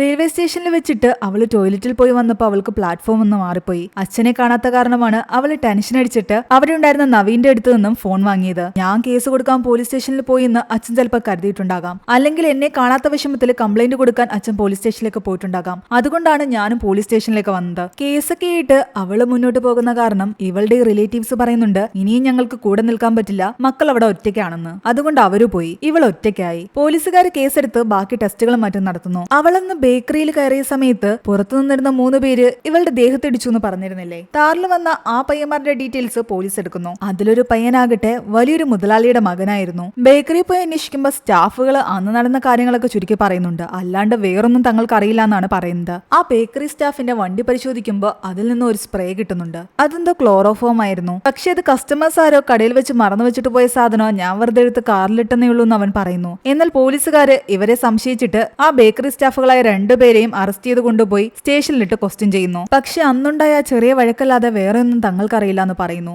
അവരുടെ കൂടെ ബേക്കറിയിൽ വേറെയും 2 ഹിന്ദിക്കാരായിട്ടുള്ള സ്റ്റാഫുകൾ ഉണ്ടായിരുന്നു. അവരെയും ക്വസ്റ്റ്യൻ ചെയ്യുന്നു. അതിൽ ചോട്ടു എന്ന് പറയുന്ന ഹിന്ദിക്കാരൻ പറയുന്നുണ്ട് അന്ന് ബേക്കറിയിൽ ആ പെൺകുട്ടികൾ ജ്യൂസ് കുടിക്കാൻ വന്ന സമയത്ത് ഈ സ്റ്റാഫുകളായിട്ടുള്ള 2 പേരും ചേർന്നിട്ട് അവരുടെ ഫോട്ടോസും വീഡിയോസും ഒക്കെ എടുത്തിട്ടുണ്ടായിരുന്നുവെന്ന്. എന്നിട്ട് അവരെ പറ്റി കമന്റ് ഒക്കെ പറഞ്ഞു നിൽക്കുകയായിരുന്നു. ഏതെങ്കിലും പെണ്ണുങ്ങളെ പൊക്കുന്നുണ്ടെങ്കിൽ ഇതുപോലുള്ളതിനെ പൊക്കണമെന്നും പറയുന്നു. മദ്യപിച്ചുകൊണ്ടായിരുന്നു ഇവരുടെ സംസാരം. ആ ഹിന്ദിക്കാരൻ മൊഴി കൊടുത്തതോടെ പ്രൈം സസ്പെക്ട് ആ ബേക്കറി സ്റ്റാഫുകളായ ടോണിയും ആനന്ദുമായി. ഇവിടെ നവീൻ ആ ന്യൂസ് എല്ലാം തന്നെ കാണുന്നുണ്ടായിരുന്നു. സൈറയോട് പറയുന്നുണ്ട് നമുക്ക് ജാനകി ഒന്ന് പോയി കാണാമെന്ന്. നിനക്ക് ഈ കേസിൽ എന്താ ഇത്ര ഇൻട്രസ്റ്റ് എന്ന് ചോദിക്കുന്നു. നിനക്ക് ഈ കുട്ടിയെ മുൻപ് പരിചയമുണ്ടോ എന്നും ചോദിക്കുന്നു. അവൻ അതിനൊന്നും തന്നെ മറുപടി പറയുന്നില്ല. ഇൻസ്റ്റഗ്രാമിൽ അവളുടെ ഫോട്ടോസ് എല്ലാം തന്നെ അവൻ നോക്കുന്നതായിട്ടും കാണിക്കുന്നു. പിന്നീട് അവളെ പോയി കണ്ടിട്ട് അവൻ പറയുന്നുണ്ട് ഒറ്റയ്ക്കാണെന്ന് തോന്നണ്ട, നമ്മളൊക്കെ കൂടെയുണ്ട്, കോടതിയിൽ ഒരു ആപ്ലിക്കേഷനുമായിട്ട് മുന്നോട്ട് പോകാമെന്ന്. ജാനകിയുടെ അനുവാദത്തോടു കൂടി തന്നെ അവളുടെ സംരക്ഷണം ഏറ്റെടുക്കാൻ വേണ്ടിയിട്ട് സൈറയും നവീനും ചേർന്നിട്ട് കോടതിയിൽ നിന്നും ഒരു അനുമതി വാങ്ങുന്നു. സൈറയുടെ ഹസ്ബൻഡും ആക്സിഡന്റിൽ മരിച്ചുപോയതാ. അന്ന് അവളുടെ സ്ട്രെങ്ത് ആയിട്ട് കൂടെ ഉണ്ടായിരുന്നത് നവീനായിരുന്നു. ജാനകി ഇവരുടെ കൂടെ ഇവരുടെ വീട്ടിൽ താമസമാക്കി. ആ ട്രോമയിൽ നിന്നൊക്കെ പതിയെ പതിയെ പുറത്തു വരാൻ ശ്രമിക്കുകയായിരുന്നു അവൾ. അതിനിടയ്ക്ക് ടെറസിൽ തുണികളൊക്കെ വിരിച്ചിടുന്ന സമയത്ത് അവിടുത്തെ സെക്യൂരിറ്റി അവളെ മറ്റൊരു രീതിയിൽ നോക്കുന്നുണ്ട്. പിന്നീട് ഒരു നിമിഷം നിൽക്കാതെ അവൾ അവിടെ നിന്ന് തന്റെ തുണികളുമായിട്ട് താഴേക്ക് പോയി. ജാനകിയുടെ കേസിൽ പ്രതികളായ ടോണിയുടെ ആനന്ദിന്റെയും ജാമ്യാപേക്ഷ കോടതി തള്ളി. അവരെ വീണ്ടും സബ് ജയിലിലേക്ക് മാറ്റി. ഇതെല്ലാം തന്നെ ന്യൂസിലൂടെ അവൾ കേൾക്കുന്നുണ്ടായിരുന്നു. കേസിലെ പ്രധാന തെളിവായ ബേക്കറിയിലെ CCTV ഫുട്ടേജിന്റെ ഹാർഡ് ഡിസ്ക് മിസ്സിംഗ് ആയിരുന്നു. അത് കണ്ടെടുക്കാൻ ഇപ്പോഴും പോലീസിന് സാധിച്ചിട്ടുണ്ടായിരുന്നില്ല. ജാനകി അവളുടെ വക്കീൽ വന്ന് കാണുന്നു. ഇൻ ക്യാമറ പ്രൊസീജിയർ വേണമെന്ന് ചോദിക്കുമ്പോൾ അവൾ പറയുന്നുണ്ട് തനിക്ക് അതിന്റെ ആവശ്യമില്ല എന്ന്. തനിക്ക് സംഭവിച്ചത് ഇനിയൊരു പെൺകുട്ടിക്ക് സംഭവിക്കരുത്. അതുകൊണ്ട് തനിക്കൊന്നും മറയ്ക്കാനുമില്ല, ഒന്നും പേടിക്കാനുമില്ല. അങ്ങനെ കോടതിയിലെ പ്രൊസീജിയേഴ്സ് ഒക്കെ ആരംഭിച്ചു. അതിനിടയ്ക്ക് പലപ്പോഴായിട്ട് ഫിറോസ് ജാനകിയെ കാണാൻ ശ്രമിക്കുന്നുണ്ടായിരുന്നു. അവളുടെ കൂട്ടുകാരികളോട് സംസാരിക്കുന്നു. എന്നാൽ അവരെ തൽക്കാലം ഫിറോസിനെ ഒഴിവാക്കി. ഇവിടെ ഇവരെ എല്ലാവരെയും പേടിപ്പിക്കുന്ന ഒരു കാര്യം എന്തെന്നാൽ ജാനകിയെ ഉപദ്രവിച്ചു എന്ന് പറയുന്ന ടോണിയെയും ആനന്ദിനെയും രക്ഷിക്കാൻ വേണ്ടിയിട്ട് അവരുടെ വക്കീലായിട്ട് വരുന്നത് ഡേവിഡ് ആബേലായിരുന്നു. അയാളെ പോലൊരു ഫേമസ് ആയിട്ടുള്ള വക്കീല് പ്രതികളുടെ ഭാഗത്ത് നിൽക്കുമ്പോൾ സ്വാഭാവികമായിട്ടും എതിർഭാഗം വക്കീലിനും കക്ഷിക്കോ എല്ലാം തന്നെ തങ്ങൾ കേസ് തോൽക്കുമോ എന്ന് പേടിയുണ്ടാകും. വാദം തുടങ്ങിയപ്പോൾ ജാനകിയുടെ ഡേവിഡ് ചോദിക്കുന്നത് എങ്ങനെയാണ് ജോലിക്ക് കയറിയത്, എന്നാണ് ജോലിക്ക് കയറിയതെന്നൊക്കെ. അവൾ 2 മാസം മുമ്പ് ക്യാമ്പസ് സെലക്ഷനിലാണ് ജോലിക്ക് കയറിയത്. ക്യാമ്പസ് സെലക്ഷന് കയറിയിട്ട് 2 മാസത്തിനിടയിൽ കൂട്ടുകാരികളുമായിട്ട് അർജന്റായിട്ട് നാട്ടിൽ വരേണ്ട എന്ത് കാര്യമായിരുന്നു ഉണ്ടായിരുന്നു എന്ന് ചോദിക്കുന്നു. ലക്ഷ്മി നേരത്തെ തന്നെ തന്റെ ഫ്രണ്ട് ആയിരുന്നുവെന്നും രക്ഷിത തങ്ങളുടെ റൂംമേറ്റ് ആയിരുന്നുവെന്നും അവൾ പറയുന്നു. ഞാൻ നാട്ടിലേക്ക് വരുന്ന കാരണം അവരും എന്റെ കൂടെ പോരുന്നതാ. ഇവരെ രണ്ടുപേരെയും കൂടാതെ മറ്റൊരു ബോയ് ഫ്രണ്ട് കൂടെ ഉണ്ടായിരുന്നില്ലേ എന്ന് ഡേവിഡ് ചോദിക്കുമ്പോൾ അങ്ങനെ ഒരാൾ ഇല്ലായിരുന്നു എന്നാണ് അവൾ പറയുന്നത്. അടുത്തത് ഡോക്ടറെയാണ് വിളിക്കുന്നത്. അവര് പറയുന്നത് ജനേറ്റിൽ ഇഞ്ചുറിയും ഉണ്ട്, ലാബ് റിപ്പോർട്ട് പ്രകാരം സെക്ഷൽ അബ്യൂസും നടന്നിട്ടുണ്ട്. ക്രോസ് എക്സാമിനിൽ ഡേവിഡ് ചോദിക്കുന്നുണ്ട് ടെസ്റ്റിലൊന്നും തന്നെ DNA സാമ്പിൾ കിട്ടിയില്ലേ എന്ന്. എന്നാൽ അതൊക്കെ വാഷ് ഓഫ് ആയി പോയി എന്നാണ് അവർ പറയുന്നത്. ജാനകിയുടെ ബ്ലഡ് സാമ്പിളിൽ ഡ്രഗ്സിന്റെ അംശം ഉണ്ടായിരുന്നു. അവളെ ബോധം കെടുത്താൻ വേണ്ടിയിട്ടായിരിക്കാം ഉപയോഗിച്ചതെന്ന് ഡോക്ടർ പറയുമ്പോൾ അതിനല്ലേ അവർ ക്ലോറോഫോം ഉപയോഗിച്ചതെന്ന് ഡേവിഡ് ചോദിക്കുന്നു. പക്ഷെ ക്ലോറോഫോം ഉപയോഗിച്ചാലും അധിക നേരം ബോധം കെട്ട് കിടക്കില്ല. അതുകൊണ്ട് കുറച്ചു നേരം കൂടി അധികം ബോധം കെട്ട് കിടക്കാൻ വേണ്ടിയിട്ട് ഡ്രഗ്സ് എന്തെങ്കിലും പ്രതി യൂസ് ചെയ്തിട്ടുണ്ടാകുമെന്നാണ് ഡോക്ടർ പറയുന്നത്. എന്നാൽ അങ്ങനെ കൊടുത്ത ആ ഒരു ഡ്രഗ് എക്സ്ട്രാ പ്ലഷറിന് വേണ്ടിയിട്ടും മറ്റും കൊടുത്തതായിരിക്കാനും ചാൻസ് ഇല്ല എന്നാണ് ഡേവിഡ് ചോദിക്കുന്നത്. അതിനും സാധ്യതയുണ്ടെന്ന് പറയുന്നു. എന്നാൽ ഡേവിഡ് കുറച്ചുകൂടി അതിനെ വളച്ചൊടിക്കുന്നു. ആ ഒരു സെക്സ് നടക്കുന്ന സമയത്ത് കൂടുതൽ മൂഡ് കിട്ടാൻ വേണ്ടിയിട്ട് വിക്ടിം ആ ഒരു ഡ്രഗ്സ് സ്വയം യൂസ് ചെയ്തതാകാനും ചാൻസ് ഇല്ലേ. ഇതെല്ലാം കേട്ട് ജാനകി ആകെ തകർന്നുകൊണ്ടിരിക്കുകയാണ്. അവളുടെ ശരീരത്തിലെ മുറിവുകളൊക്കെ ഉണ്ടായത് സംഭവം നടന്ന സമയത്ത് തന്നെയാണോ എന്ന് ഉറപ്പ് പറയാൻ പറ്റുമോ എന്ന് ചോദിക്കുമ്പോൾ അത് ഉറപ്പ് പറയാൻ പറ്റില്ല എന്നാണ് ഡോക്ടർ പറയുന്നത്. കാരണം സംഭവം കഴിഞ്ഞ് കുറച്ച് ദിവസം കഴിഞ്ഞിട്ടാണല്ലോ ഇവൾ സ്റ്റേഷനിലേക്ക് വരുന്നത് തന്നെ. അടുത്തതായിട്ട് മത്തായിസ് എന്ന് പറയുന്ന ആ പോലീസുകാരനെ ചോദ്യം ചെയ്യുന്നു. അയാൾ തന്റെ ഫൈൻഡിങ്സ് പറയുന്നുണ്ട്. എന്തുകൊണ്ടാണ് ഇവരെ പ്രതിയാക്കിയതെന്ന്. സംഭവം നടന്നു എന്ന് പറയുന്ന സമയത്ത് വിക്ടിമും പ്രതിയും തമ്മിലുണ്ടായ പ്രശ്നങ്ങളും പിന്നീട് പ്രതിയുടെ കാറിൽ നിന്ന് കണ്ടെത്തിയ ക്ലോറോഫോമും അതിലുണ്ടായിരുന്ന അയാളുടെ വിരലടയാളവും എല്ലാം തന്നെ പ്രതിയിലേക്ക് കൃത്യമായി വിരൽ ചൂണ്ടുന്നവയായിരുന്നു. എന്നാൽ ഡേവിഡ് ചോദിക്കുന്നുണ്ട് സംഭവം നടന്ന ആ മെയ് 14-ാം തീയതി ഈ ബേക്കറിയിലെ ആൾക്കാരുമായിട്ട് മാത്രമായിരുന്നില്ല ജാനകിയും കൂട്ടരും പ്രശ്നം ഉണ്ടാക്കിയത്. ആ താർ ജീപ്പിൽ വന്ന കിഷോർ എന്ന് പറയുന്ന ആളുമായിട്ടും പ്രശ്നം ഉണ്ടാക്കിയിട്ടുണ്ടായിരുന്നില്ലേ. മുതലാളിയുടെ മകനായ കിഷോറിന്റെയും കൂട്ടുകാരന്റെയും പേര് ചാർജ് ഷീറ്റിൽ നിന്നും മാറ്റിയത് എന്തിനാണെന്ന് ഡേവിഡ് ചോദിക്കുന്നു. നമ്മുടെ ഈ പോലീസുകാരനാകട്ടെ ആ മുതലാളിയുടെ കയ്യിൽ നിന്ന് കാശ് വാങ്ങിയിട്ടാണ് തൽക്കാലം അവരുടെ പേര് ഈ കേസിൽ നിന്ന് മാറ്റിക്കളഞ്ഞത്. മാത്രമല്ല ഇവൾ ആക്രമിക്കപ്പെടുന്ന സമയത്ത് ആ കിഷോറും കൂട്ടുകാരും അമ്പലത്തിൽ ഗാനമേള നടക്കുന്ന സ്ഥലത്തുണ്ടായിരുന്നു. അതിന് ഐ വിറ്റ്നസ്സും ഉണ്ട്. ക്ലോറോഫോം ഉപയോഗിച്ചാണ് ജാനകിയെ ബോധം കെടുത്തിയതെങ്കിൽ ബേക്കറിയിൽ എങ്ങനെ ക്ലോറോഫോം വന്നു? ഇനി അതല്ല ജാനകി ഫോൺ മറന്നു വെച്ചിട്ട് അത് തിരിച്ചെടുക്കാൻ വേണ്ടിയിട്ട് വരുമെന്ന പ്രതീക്ഷയില് ബേക്കറിയിലെ ആൾക്കാരായ ഇവർ രണ്ടുപേരും പോയി ക്ലോറോഫോമും വാങ്ങി അവിടെ കാത്തിരിക്കുമോ? അങ്ങനെയാണെങ്കിൽ ക്ലോറോഫോം എവിടെ നിന്നും വാങ്ങി? ഇനി അങ്ങനെ വാങ്ങി അവളുടെ മൂക്കിലേക്ക് പൊത്തിപ്പിടിച്ചെങ്കിൽ തന്നെ അടുത്ത നിമിഷം അവൾ ബോധം കെട്ട് വീഴില്ല. മുന്നിൽ ആരാ നിൽക്കുന്നതെന്ന് അവൾക്ക് കാണാൻ പറ്റും. അതുകൊണ്ട് നിങ്ങളുടെ ഈ വക ന്യായങ്ങളൊന്നും ഇവിടെ വിലപ്പോവില്ല എന്നാണ് ഡേവിഡ് പറയുന്നത്. ആ പോലീസുകാരന് പിന്നെ എന്ത് പറയണമെന്നറിയില്ലായിരുന്നു. എന്നാൽ ജാനകിയുടെ വക്കീല് പറയുന്നുണ്ട് ക്ലോറോഫോം അവളുടെ മുഖത്തേക്ക് സ്പ്രേ ചെയ്ത ശേഷം അടുത്ത നിമിഷം തന്നെ നനഞ്ഞ തുണി കൊണ്ട് അവളുടെ മുഖത്തേക്ക് വരിഞ്ഞു കെട്ടിയിട്ടുണ്ടായിരുന്നു. ശ്വാസം മുട്ടിക്കുന്ന രീതിയിലായിരുന്നു അത് ചെയ്തത്. അതെല്ലാം കൊണ്ടാണ് അവൾ പെട്ടെന്ന് ബോധം കെട്ടത്. അതൊക്കെ കൊണ്ട് മുൻപിലുണ്ടായിരുന്ന പ്രതിയെ അവൾ കണ്ടതുമില്ല. എന്നാൽ ഡേവിഡ് ഡേവിഡ് പറയുന്നുണ്ട് ഈ പറഞ്ഞ നനഞ്ഞ തുണി ഇതുവരെയും പോലീസ് കണ്ടെടുത്തിട്ടില്ലെന്ന്. കേസിന് ആസ്പദമായ തൊണ്ടി സാധനങ്ങൾ പ്രതികളെങ്ങനെ സംഘടിപ്പിച്ചുവെന്ന് അന്വേഷണ ഉദ്യോഗസ്ഥൻ കണ്ടെത്തിയിട്ടില്ല ഇതുവരെയും. അതുകൊണ്ട് തന്നെ ഇവർ പറയുന്നതെല്ലാം കള്ളമാണെന്നും തന്റെ കക്ഷികൾ നിരപരാധികളാണെന്നും ഡേവിഡ് പറയുന്നു. അടുത്തതായിട്ട് ആനന്ദിനെയും ടോണിയും വിളിച്ചിട്ട് അന്ന് എപ്പോഴാണ് കടയടച്ചതെന്ന് ചോദിക്കുന്നു. തങ്ങളും സ്റ്റാഫും ചേർന്നിട്ട് 9:30ക്കും 9:45 ഇടയ്ക്കാണ് കടയടച്ചതെന്ന് പറയുന്നു. പിന്നീട് പിറ്റേ ദിവസം പാലുവണ്ടി വന്ന സമയത്ത് രാവിലെ സ്റ്റാഫ് തന്നെയാണ് പോയി തുറന്നതെന്നും ഇവർ പറയുന്നു. അന്ന് വൈകുന്നേരം ജാനകിയും കൂട്ടുകാരും ജ്യൂസ് കുടിക്കാൻ കടയിൽ വന്നു എന്നുള്ളത് ശരിയാണ്. അതുപോലെ തന്നെ മറ്റാരോ മറന്നു വെച്ചിട്ട് പോയി ക്ലോറോഫോം താൻ കുറച്ചു നാളായിട്ട് എടുത്ത് സൂക്ഷിച്ചു വെച്ചിരുന്നതാണ്. ആരും തിരിച്ചു ചോദിക്കാൻ വന്നില്ല, അതുകൊണ്ട് കാറിലെടുത്തിട്ടിരുന്നു. അല്ലാതെ അതുമായിട്ട് ഇവർക്കൊരു ബന്ധവുമില്ല. ഈ ഒരു കേസിൽ ശരിയായ രീതിയിൽ അന്വേഷണം നടന്നിട്ടില്ല എന്നാണ് ഡേവിഡ് പറയുന്നത്. എന്നാൽ ജാനകിയുടെ വക്കീല് പറയുന്നുണ്ട് ഈ നിൽക്കുന്ന ആനന്ദിനെതിരെ നേരത്തെയും 2017 ഒരു കേസ് രജിസ്റ്റർ ചെയ്തിട്ടുണ്ട്. പബ്ലിക് പ്ലേസിൽ വെച്ചിട്ട് ഒരു സ്ത്രീയെ ഉപദ്രവിക്കാൻ ശ്രമിച്ചു എന്നതായിരുന്നു ആ കേസ്. എന്നാൽ ഡേവിഡ് പറയുന്നുണ്ട് അതൊരു കള്ളക്കേസാണെന്ന്. റോഡിൽ വെച്ചുണ്ടായ ഒരു അപകടം, അതേ തുടർന്നുണ്ടായ ഒരു വാക്കുതർക്കം, അതിൽ നിന്ന് രക്ഷപ്പെടാൻ വേണ്ടിയിട്ട് ഒരു സ്ത്രീ കൊടുത്ത കള്ളക്കേസ്, ആ കേസൊക്കെ ഇപ്പൊ സോൾവ് ആവുകയും ചെയ്തു. അങ്ങനെ കേസ് അടുത്ത ഹിയറിംഗിന് മാറ്റിവെച്ചു. ഇവിടെ ഫിറോസ് ആകട്ടെ ജാനകിയെ കണ്ട് ക്ഷമ ചോദിക്കാൻ വേണ്ടിയിട്ട് പലതവണ അവളെ കാണാൻ ശ്രമിച്ചു. എന്നാൽ ജാനകി അപ്പൊ ആരോടും സംസാരിക്കാൻ പറ്റിയ മാനസികാവസ്ഥയിലായിരുന്നില്ല. പിന്നീട് കാണിക്കുന്നത് ഡേവിഡിന്റെ അസിസ്റ്റന്റായ വിഷ്ണു എന്ന് പറയുന്ന വക്കീല് ഒരു ഹോസ്പിറ്റലിലെ ഡോക്ടറെ പോയി കാണുന്നതും ആ ഡോക്ടർ ആരെയോ വിളിച്ചു ചോദിച്ചിട്ട് ഒരു റിപ്പോർട്ട് വിഷ്ണുവിന് കൈമാറുന്നതുമാണ്. അതിനിടയ്ക്ക് തുടക്കത്തിൽ കാണിച്ച CPOയെ സാമൂലാകട്ടെ ഡേവിഡിനെ വിളിച്ചിട്ട് പറയുന്നുണ്ട് ഞാൻ സാറിന്റെ അസിസ്റ്റന്റ് വിഷ്ണുവിന്റെ കയ്യിൽ ഒരു ഫയൽ കൊടുത്തിട്ടുണ്ട്, അതൊന്ന് ചെക്ക് ചെയ്യ്, സാറിന് യൂസ്ഫുൾ ആകുമെന്ന്. പിന്നീട് കാണിക്കുന്നത് അടുത്ത ഹിയറിംഗ് ആണ്. ജാനകിയോട് ഡേവിഡ് സംസാരിക്കുന്നുണ്ട്. എന്തിനാണ് നിങ്ങൾ തിരുവനന്തപുരത്തുള്ള ബന്ധുവീട്ടിലേക്ക് വന്നോന്ന് ചോദിക്കുന്നു. അവൾ ഒന്നും മിണ്ടുന്നില്ല. വെങ്കട്ട് ആരാണെന്ന് ചോദിക്കുമ്പോൾ തങ്ങളുടെ ടീം ലീഡർ ആണെന്ന് പറയുന്നു. പക്ഷെ നിങ്ങളുടെ ഫോട്ടോസ് കണ്ടു കഴിഞ്ഞാൽ അതിനപ്പുറം നിങ്ങൾ തമ്മിൽ എന്തോ ബന്ധമുണ്ടെന്നാണ് അയാൾ പറയുന്നത്. എന്നാൽ അതെല്ലാം തന്നെ ജാനകി നിരസിക്കുന്നു. മെയ് 14 രാത്രി കൂട്ടുകാരികള് ബാംഗ്ലൂർക്ക് തിരിച്ചുപോയപ്പോ എന്തുകൊണ്ട് നിങ്ങളും കൂടെ തിരിച്ചുപോയില്ല എന്ന് ചോദിക്കുമ്പോൾ ഒരു ദിവസം കൂടി താൻ അച്ഛന്റെ കൂടെ നിൽക്കാമെന്ന് കരുതി നിന്നതാണെന്ന് അവള് പറയുന്നു. ട്രെയിനിയായ നിനക്ക് എങ്ങനെ ഇത്രയും ലീവ് കിട്ടിയെന്ന് ചോദിക്കുമ്പോൾ കഴിഞ്ഞ 2 വീക്കെൻഡിലും താൻ വർക്ക് ചെയ്തത് കാരണം തനിക്ക് കോംബോ ഓഫ് ഉണ്ടായിരുന്നു എന്നാണ് അവള് പറയുന്നത്. അവൾക്ക് ലീവ് കിട്ടുന്നതിന് കാരണം ടീം ലീഡറും അവളും തമ്മിലുള്ള റിലേഷൻഷിപ്പ് ആണോ എന്ന് ചെക്ക് ചെയ്യുകയായിരുന്നു ഇവിടെ ഡേവിഡ് ചെയ്തുകൊണ്ടിരുന്നത്. ജാനകി പോൺ വീഡിയോസ് കാണാറുണ്ടായിരുന്നു എന്ന് ചോദിക്കുമ്പോൾ അവൾ ആദ്യം ഒന്ന് വല്ലാതെയായെങ്കിലും പക്ഷെ സത്യസന്ധമായ ഉത്തരം പറയുന്നുണ്ട് താൻ കണ്ടിട്ടുണ്ടെന്ന്. സംഭവം നടക്കുന്നതിന് മുൻപ് ജാനകിയുടെ ഗൂഗിൾ അക്കൗണ്ടിൽ നിന്നും ഏറ്റവും കൂടുതൽ സെർച്ച് പോയിരിക്കുന്നത് IPL പോലെയുള്ള കോൺട്രാസെപ്റ്റീവ് പിൽസിനെ പറ്റിയുള്ള ഡീറ്റെയിൽസ് ആണെന്ന് പറയുമ്പോൾ ജാനകി ഒന്നും തന്നെ മിണ്ടുന്നില്ല. അതിനെ എതിർത്തുകൊണ്ട് ജാനകിയുടെ വക്കീലും സംസാരിക്കുന്നുണ്ട്.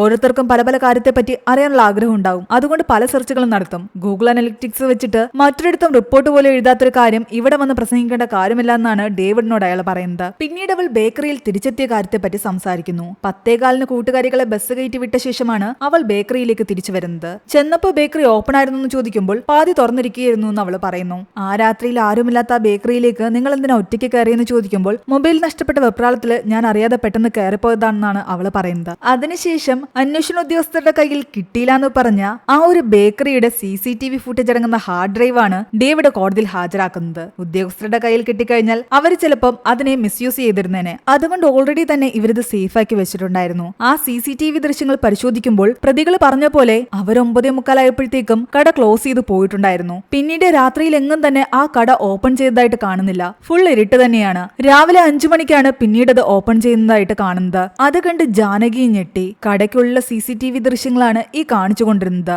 അതിൽ നിന്ന് തെളിവുകളായിട്ട് ഒന്നും തന്നെ കിട്ടിയില്ല. ജാനകി പറയുന്നത് കള്ളമാണെന്ന് ഡേവിഡ് വാദിക്കുന്നു. തെളിവുകളും അവൾക്കെതിരായിരുന്നു. ജാനകി കടയിൽ തിരിച്ചെത്തിയെന്ന് പറയുന്ന സമയത്ത് പ്രതിയായ ടോണിയുടെ മൊബൈല് കടയിൽ നിന്നും 6 കിലോമീറ്റർ അപ്പുറത്തുള്ള അയാളുടെ വീടിന്റെ ടവർ ലൊക്കേഷനിൽ തന്നെ ഉണ്ടായിരുന്നു. എന്നാൽ ജാനകിയുടെ വക്കീല് പറയുന്നുണ്ട് ജാനകിയുടെ ഫോൺ സ്വിച്ച് ഓഫ് ആകുന്നതിന് തൊട്ട് മുൻപ് വരെയും അത് ബേക്കറിയുടെ ലൊക്കേഷനിൽ തന്നെ ഉണ്ടായിരുന്നത്. അതുപോലെ തന്നെ രണ്ടാം പ്രതി ആനന്ദിന്റെ ഫോണും അതേ ടവർ ലൊക്കേഷനിൽ തന്നെയാണ് ഉണ്ടായിരുന്നത്. എന്നാൽ ഡേവിഡ് തിരിച്ചു പറയുന്നുണ്ട് ജാനകിയുടെ വീടും ഈ ബേക്കറിയും പൂരം നടന്ന സ്ഥലവും എല്ലാം തന്നെ ഒരേ ടവർ ലൊക്കേഷനിലാണ് വരുന്നത്. അപ്പൊ ജാനകിയുടെ ഫോൺ ബേക്കറിയിൽ വെച്ച് തന്നെയാണ് നഷ്ടപ്പെട്ടതെന്ന് പറയാൻ പറ്റില്ലല്ലോ. ആനന്ദ് അമ്പലത്തിലെ പ്രോഗ്രാം കഴിയുന്നിടം വരെയും അവിടെ തന്നെ ഉണ്ടായിരുന്നു. അതുകൊണ്ടാണ് ആനന്ദിന്റെ ഫോണ് ആ ടവർ ലൊക്കേഷനിൽ വന്നത്. ഇവിടെ ജാനകിയാണ് കള്ളം പറയുന്നത്. അവൾ അവളുടെ വീട്ടിൽ തന്നെയായിരിക്കും ഉണ്ടായിരിക്കുക, ഒരിക്കലും ബേക്കറിയിലേക്ക് തിരിച്ചു വന്നിട്ടുണ്ടാവില്ല. ജാനകിയുടെ പ്രതീക്ഷകൾ നഷ്ടപ്പെട്ടുകൊണ്ടിരിക്കുകയാണ്. അടുത്തതായിട്ട് ഡേവിഡ് ചോദിച്ചത് ഈ കഴിഞ്ഞ ജൂലൈ 2 ജാനകിയും സൈറയും ചേർന്നിട്ട് ഒരു ഗൈനക്കോളജിസ്റ്റിനെ കാണാൻ പോയില്ലേ എന്നാണ്. കുറച്ച് പേടിയോടുകൂടി അവൾ കണ്ടിരുന്നു എന്ന് പറയുന്നു. ഡേവിഡ് എല്ലാവരോടും തിരിഞ്ഞെന്ന് പറയുന്നുണ്ട് അവൾ ഗൈനക്കോളജിസ്റ്റിനെ കാണാൻ പോയത് മറ്റൊന്നിനുമല്ല, ജാനകി പ്രഗ്നന്റ് ആണ്, അതുകൊണ്ടാണ് ഗൈനക്കോളജിസ്റ്റിനെ കാണാൻ പോയത്. ഒരു അബോഷന് വേണ്ടിയിട്ട് അവൾ ശ്രമിക്കുകയും ചെയ്തിട്ടുണ്ട്. അതെല്ലാവരും ഞെട്ടിക്കുന്ന ഒരു ന്യൂസ് തന്നെയായിരുന്നു. റേപ്പാണ് പ്രഗ്നൻസിക്ക് കാരണമെങ്കിൽ അത് കേസിന് കൂടുതൽ കരുത്തല്ലേ നൽകൂ. എന്തിനവൾ അബോഷൻ ചെയ്യാൻ പോകണം? പക്ഷേ താൻ അബോഷന് ശ്രമിച്ചിട്ടില്ല എന്നും ഇയാൾ ഇല്ലാത്ത കാര്യങ്ങൾ പറയുകയാണ് കള്ളം പറയുകയാണെന്നൊക്കെ പറഞ്ഞ് ജാനകി കരയാൻ തുടങ്ങി. നിങ്ങൾ നിർമ്മല ഹോസ്പിറ്റൽ എന്ന് പറയുന്നിടത്ത് പോയിട്ട് മറ്റൊരു ഡോക്ടറെ കണ്ടിരുന്നില്ലേ എന്ന് ചോദിക്കുമ്പോൾ ഞാൻ അവിടെ പോയി കണ്ടിരുന്നു, പക്ഷെ അപ്പോൾ എനിക്ക് ഞാൻ പ്രഗ്നന്റ് ആണെന്നുള്ള കാര്യം അറിയില്ലായിരുന്നു എന്നാണ് അവൾ പറയുന്നത്. എന്നാൽ ഡേവിഡ് എല്ലാത്തിനും വളച്ചൊടിക്കുന്നു. ഇവൾ റേപ്പിന് ഇരയായിട്ടില്ല. ബാംഗ്ലൂർ പോലൊരു നഗരത്തിൽ ബോയ്ഫ്രണ്ട് കൂടെ ചെലവഴിച്ച നിമിഷത്തിന്റെ ഭാഗമായിട്ട് ഇവൾ പ്രഗ്നന്റ് ആവുകയും അത് മറച്ചുവെക്കാൻ വേണ്ടിയിട്ട് താൻ റേപ്പിനിരയായി എന്ന് കള്ളക്കഥ ഉണ്ടാക്കുകയും ചെയ്യുകയാണ്. സ്വന്തം അച്ഛന്റെ മുന്നിൽ താൻ ചെയ്ത തെറ്റ് മറച്ചുവെക്കാനാണ് അവൾ ഈ കള്ളക്കഥ ഉണ്ടാക്കിയത്. താൻ അങ്ങനെയൊന്നും ചെയ്തിട്ടില്ല എന്ന് പറഞ്ഞിട്ട് അവൾ കരഞ്ഞു നിലവിളിക്കാൻ തുടങ്ങി. പക്ഷെ അച്ഛന്റെ മരണം അവളുടെ പ്ലാനിങ് എല്ലാം തെറ്റിച്ചു. എന്നാൽ ജാനകിയുടെ വക്കീല് പറയുന്നുണ്ട് ഡോക്ടർ പറഞ്ഞ കാര്യങ്ങളൊക്കെ അപ്പോൾ കള്ളമാണോ എന്ന്. പക്ഷെ ഡേവിഡ് പറയുന്നുണ്ട് അതെല്ലാം തന്നെ സത്യമാണ്. ഡ്രഗ്സിന്റെ യൂസ് കാരണം സെക്സ് കൂടുതൽ എക്സസീവ് ആകാം, കൂടുതൽ പ്ലഷർ നൽകാം. അതിന്റെ എല്ലാം ഭാഗമായിട്ട് ഇഞ്ചുറീസും അബ്രേഷൻസും ഒക്കെ ഉണ്ടാകാം. അവളുടെ ശരീരത്തിൽ കണ്ട പാടുകൾ അങ്ങനെ ഉണ്ടായതായിരിക്കാനും സാധ്യതയുണ്ട്. അങ്ങനെ ഡേവിഡ് എല്ലാ തെളിവും ജാനകിക്ക് എതിരാക്കി കോടതി വിധിക്കുകയും ചെയ്യുന്നുണ്ട്. ടോണി ആനന്ദിനെ വെറുതെ വിടണമെന്നും കോടതിയുടെ വിലപ്പെട്ട സമയം നഷ്ടപ്പെടുത്തിയതിന് ജാനകിക്ക് പിഴ ഈടാക്കണമെന്നും എല്ലാം കേട്ട് ജാനകി ആകെ തകർന്ന് ബോധം കെട്ട് വീഴുന്നു. അവളുടെ ഫ്രണ്ട്സ് അവളോട് പറയുന്നുണ്ട് നീ ബാംഗ്ലൂർക്ക് തന്നെ തിരിച്ചു വാ, അവിടെ വെച്ച് ഈ കുഞ്ഞിനെ ഇല്ലാതെയാക്കാം. അവിടെയാകുമ്പോൾ നിന്നെ ആരും തിരിച്ചറിയില്ല. നിനക്ക് നമ്മുടെ കമ്പനിയിൽ തന്നെ തിരിച്ചു കയറാൻ ബുദ്ധിമുട്ടുണ്ടെങ്കിൽ മറ്റേതെങ്കിലും കമ്പനിയിൽ കയറാം. ഫ്രണ്ട്സ് ഒക്കെ ഒരുപാട് നിർബന്ധിച്ച കാരണം അവള് തൽക്കാലം ബാംഗ്ലൂർക്ക് തിരിച്ചുപോയി. ഇവിടെ ഫിറോസ് അവളെ കാണാൻ പറ്റാത്ത കാരണം അവളെ അന്വേഷിച്ച് ബാംഗ്ലൂർക്ക് വന്നിട്ടുണ്ടായിരുന്നു. ഒരു തവണ അവളെ കണ്ട് സംസാരിച്ച് എല്ലാത്തിനും മാപ്പ് പറയുന്നു. അറിയാതെയാണെങ്കിലും ഞാനും ഇതിൽ പെട്ടുപോയെന്ന് പറയുന്നു. എന്നാൽ അവൾ ഒന്നും മിണ്ടാതെ കരഞ്ഞുകൊണ്ട് അകത്തേക്ക് പോവുകയാണ് ചെയ്യുന്നത്. അവളുടെ ഫ്രണ്ട്സ് ആകട്ടെ അവളോട് പറയുന്നുണ്ട് അയാൾ ഇത്രയധികം ദൂരം ട്രാവൽ ചെയ്ത് നിന്നോട് സംസാരിക്കാൻ വന്നതല്ലേ, എന്തെങ്കിലും ഒരു വാക്ക് നിനക്ക് സംസാരിക്കാമായിരുന്നു. ഫ്രണ്ട്സ് അങ്ങനെ പറഞ്ഞു കഴിയുമ്പോൾ അവൾക്കും തോന്നുന്നുണ്ട് അയാളോട് തിരിച്ചൊന്നും പറയാതെ വിട്ടത് ശരിയായില്ല എന്ന്. അങ്ങനെ ഫിറോസിനെ കോണ്ടാക്ട് ചെയ്ത് ഇവർ വീണ്ടും മീറ്റ് ചെയ്യുന്നു. കുറച്ച് നാളുകൾ കടന്നുപോയത് കൊണ്ട് തന്നെ ജാനകിയുടെ വയറ് പുറത്തേക്ക് വരാൻ തുടങ്ങിയിട്ടുണ്ടായിരുന്നു. കേസ് വീണ്ടും മുന്നോട്ട് കൊണ്ടുപോകാൻ അവൾക്ക് താല്പര്യമുണ്ട്. ഇതിന്റെ മുകളിലും കോടതിയുണ്ടെന്നും അവിടെയും നമുക്ക് കേസ് നടത്താമെന്നും ഫിറോസ് പറയുന്നു. താൻ അപ്പീൽ കൊടുക്കാൻ തയ്യാറാണെങ്കിൽ സപ്പോർട്ടായിട്ട് താൻ നിൽക്കാമെന്ന് ഫിറോസ് പറഞ്ഞതും അവൾക്കും തോന്നുന്നുണ്ട് അപ്പീൽ തന്നെ കൊടുക്കുന്നതാ നല്ലതെന്ന്. ഇവിടെ സൈറയും നവീനും ഡേവിഡിനെ കാണാൻ വരുന്നുണ്ട്. നിങ്ങൾ എന്തിനാണ് ജാനകി അബോർഷന് ശ്രമിച്ചു എന്നൊക്കെ പറയാൻ പോയതെന്ന് ചോദിക്കുന്നു. അന്ന് ഹോസ്പിറ്റലിൽ അവൾ പോയത് അവൾക്ക് സുഖമില്ലാതെ പോയതാണ്. അബോർഷനെ പറ്റിയൊക്കെ ഞാനാണ് സംസാരിച്ചത്. എന്നാൽ ഡേവിഡ് പറയുന്നു അതൊക്കെ സത്യമായിരിക്കാം, പക്ഷെ അവളുടെ ആ ഗർഭത്തിന് കാരണം റേപ്പ് തന്നെയാണെന്ന് നിങ്ങൾക്ക് ഉറപ്പ് പറയാൻ പറ്റുമോ? അതിനവർക്ക് മറുപടി ഉണ്ടായിരുന്നില്ല. നിങ്ങൾക്കെന്ന് മാത്രമല്ല എനിക്ക് പോലും അത് ഉറപ്പ് പറയാൻ പറ്റില്ല. കൂടാതെ അയാൾ മറ്റൊരു വാർത്ത കൂടി എടുത്ത് കാണിക്കുന്നു. തുടക്കത്തില് ഒരു കന്യാസ്ത്രീ കൊടുത്ത കംപ്ലൈന്റ് ഉണ്ടായിരുന്നല്ലോ, പ്രതിയായി കയറേണ്ട ആ പള്ളിയിലച്ഛനെ ഇപ്പോൾ നിരപരാധിയാണെന്ന് പറഞ്ഞിട്ട് വെറുതെ വിട്ടിരിക്കുന്നു. കോടതിക്കും ജനങ്ങൾക്കും എല്ലാവർക്കും അറിയാം അയാൾ പ്രതിയാണെന്ന്. പക്ഷെ കോടതിയുടെ മുൻപില് തെളിവില്ലെങ്കിൽ കുറ്റവാളിയും നിരപരാധിയാകും. സൈറ പറയുന്നുണ്ട് അവളൊരു പാവമാണ്, അവള് തെറ്റായിട്ടൊന്നും ചെയ്തിട്ടില്ല എന്ന്. ഇവർ ഈ പറയുന്ന എല്ലാം കുറച്ചുനേരം കേട്ടിട്ട് ഡേവിഡ് പറയുന്നുണ്ട് നിങ്ങൾക്ക് ഇനി ഒരു കാര്യം ചെയ്യാൻ പറ്റും, കേസ് അപ്പീൽ ചെയ്യുക, കൂടാതെ DNA ടെസ്റ്റിന് വേണ്ടിയിട്ട് റിക്വസ്റ്റ് ചെയ്യുക. ടോണിയുടെയും ആനന്ദിന്റെയും DNAയും ജാനകിയുടെ വയറ്റിൽ വളരുന്ന കുഞ്ഞിന്റെ DNA മാച്ച് ചെയ്ത് നോക്കുക. അത് എക്സാക്ട് മാച്ച് ആയിട്ട് വരികയാണെങ്കിൽ പിന്നെ അതിൽ വലിയ തെളിവുകളൊന്നും തന്നെ വേണ്ടല്ലോ, അവർ തന്നെയാണ് കുറ്റവാളികൾ. ഇനി അത് മാച്ച് അല്ലാന്നുണ്ടെങ്കിൽ അവർ നിരപരാധികളായിട്ട് തന്നെ തുടരും. പക്ഷേ ഇതിലേക്ക് നിങ്ങൾ ഇറങ്ങിത്തിരിക്കണമെങ്കിൽ നിങ്ങൾക്ക് ഉറപ്പുണ്ടായിരിക്കണം വിധി നിങ്ങൾക്ക് അനുകൂലമായിട്ട് തന്നെ വരുമെന്ന്. ആ DNA ടെസ്റ്റ് എന്റെ പ്രതികളുമായിട്ട് മാച്ച് ആയിട്ട് വരുമെന്ന്. ഉറപ്പില്ലെങ്കിൽ അതിന്റെ പിറകെ ഇറങ്ങിത്തിരിക്കണ്ട. ഞാൻ രക്ഷിച്ച എന്റെ കക്ഷികൾ നിരപരാധികളാണെന്ന് എനിക്ക് നല്ല ബോധ്യമുണ്ട്. അതുകൊണ്ട് എത്ര കാലം വേണമെങ്കിലും ഞാൻ അവരുടെ കൂടെ നിൽക്കും. ഇവിടെ ഫിറോസ് ആകട്ടെ ജാനകിയുടെ ബോയ് ഫ്രണ്ട് ആയിരിക്കുമെന്ന് ഡേവിഡ് എടുത്തു പറഞ്ഞുകൊണ്ടിരുന്ന ആ വെങ്കട്ടിനെ പോയി കാണുന്നു. വെങ്കട്ട് പറയുന്നുണ്ട് ജാനകിയും ഞാനും ഒരേ കോളേജിലാ പഠിച്ചത്, പക്ഷെ അവളെ പരിചയപ്പെടുന്നതെല്ലാം തന്നെ ബാംഗ്ലൂർ ഈ ഓഫീസിൽ വെച്ചാണ്. ഞങ്ങൾ തമ്മിൽ മറ്റൊരു രീതിയിലുള്ള റിലേഷൻഷിപ്പും ഇല്ല.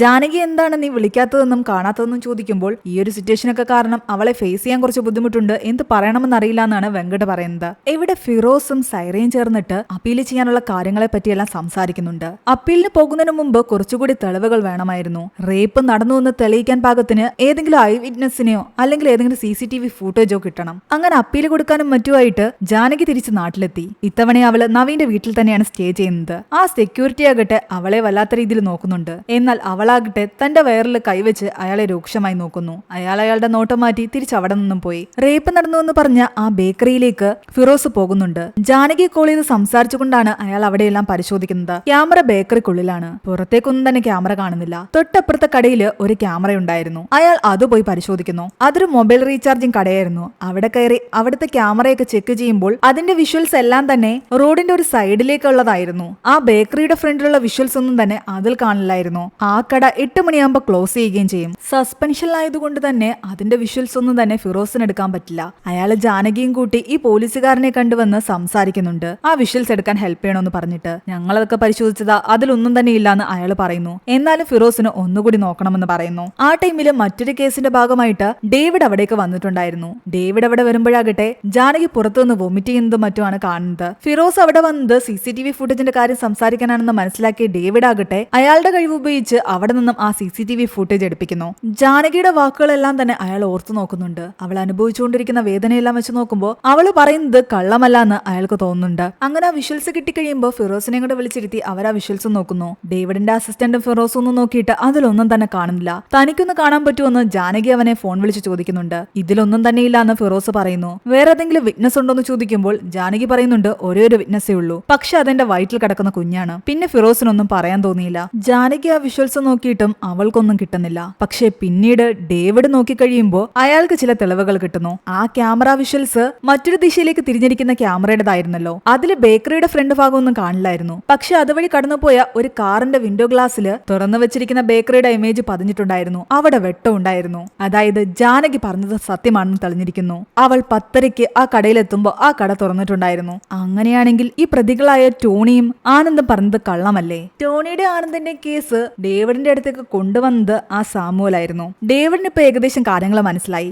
ഡേവിഡിനെ ആ കന്യാസ്ത്രീയുടെ കേസിൽ നിന്നും മാറ്റി റൂട്ട് തിരിച്ചുവിട്ട് ഈ ഒരു കേസിലേക്ക് കൊണ്ടുവരികയായിരുന്നു MLAയുടെയും ആ സാമുവലിന്റെയൊക്കെ ലക്ഷ്യം. അവർ വിചാരിച്ച പോലെ നടക്കുകയും ചെയ്തു. ഇത് മനസ്സിലാക്കിയ ഡേവിഡ് ആകട്ടെ സാമുവലിനെ പോയി കാണുകയും അയാളെ അടിക്കുകയും ചെയ്യുന്നുണ്ട്. പിന്നീട് ഡേവിഡിന്റെ അസിസ്റ്റന്റ് വിഷ്ണു ആകട്ടെ ഫിറോസിനെ വിളിച്ചു ചോദിക്കുന്നുണ്ട്, കേസിന്റെ ഇടയ്ക്ക് എല്ലാവരും വിട്ടുപോയൊരു കാര്യമുണ്ട്, ജാനകിയുടെ മൊബൈൽ, അതിനെപ്പറ്റി അന്വേഷണം ഉണ്ടായെന്ന് ചോദിക്കുമ്പോൾ അതിനെപ്പറ്റി കൂടുതലൊന്നും ഉണ്ടായിട്ടില്ല എന്നാണ് ഫിറോസ് പറയുന്നത്. തന്റെ പരിചയത്തിലെ ഒരു പോലീസുകാരനോട് അതിനെപ്പറ്റിയുള്ള ഡീറ്റെയിൽസും ഫിറോസ് ചോദിക്കുന്നു. അങ്ങനെ എന്ത് ചെയ്യുമെന്ന് ആലോചിച്ചുകൊണ്ടിരിക്കുന്നിടയ്ക്ക് ഫിറോസ് ആകട്ടെ ഗ്രൂപ്പിൽ വന്നൊരു വീഡിയോ കാണുന്നുണ്ട്. അടുത്തിടെ ബാംഗ്ലൂരിൽ നിന്ന് വന്ന ഒരു ബസ്സിലുണ്ടായ അടിയുടെ വീഡിയോ ആയിരുന്നു അത്. എന്നാൽ ആ വീഡിയോയില് ഫിറോസിന് പരിചയമുള്ള ഒരു മുഖം കൂടി ഉണ്ടായിരുന്നു. അത് വെങ്കട്ടിന്റേതായിരുന്നു. വെങ്കട്ട് അടുത്തിടെയൊന്നും നാട്ടിലേക്ക് വന്നിട്ടില്ല എന്നാണ് പറഞ്ഞത്. പക്ഷേ ഈ കഴിഞ്ഞ ജൂലൈയില് വെങ്കട്ട് ബാംഗ്ലൂരിൽ നിന്നും നാട്ടിലേക്ക് വരുന്ന ബസ്സിലുണ്ടായിരുന്നതായിട്ട് ആ വീഡിയോയിൽ നിന്ന് മനസ്സിലായി. അപ്പൊ തന്നെ ഫിറോസ് വെങ്കട്ടിന്റെ നമ്പർ ഈ ടവർ ലൊക്കേഷനിൽ വന്നിട്ടുണ്ടോ എന്ന് കണ്ടുപിടിക്കാനുള്ള കാര്യങ്ങളും ചെയ്യുന്നു. എന്നാൽ അവിടെ നിന്നും കിട്ടുന്ന ഇൻഫർമേഷൻ വെച്ചിട്ട് ജൂലൈ എന്നല്ല കഴിഞ്ഞ 6 മാസത്തിനുള്ളില്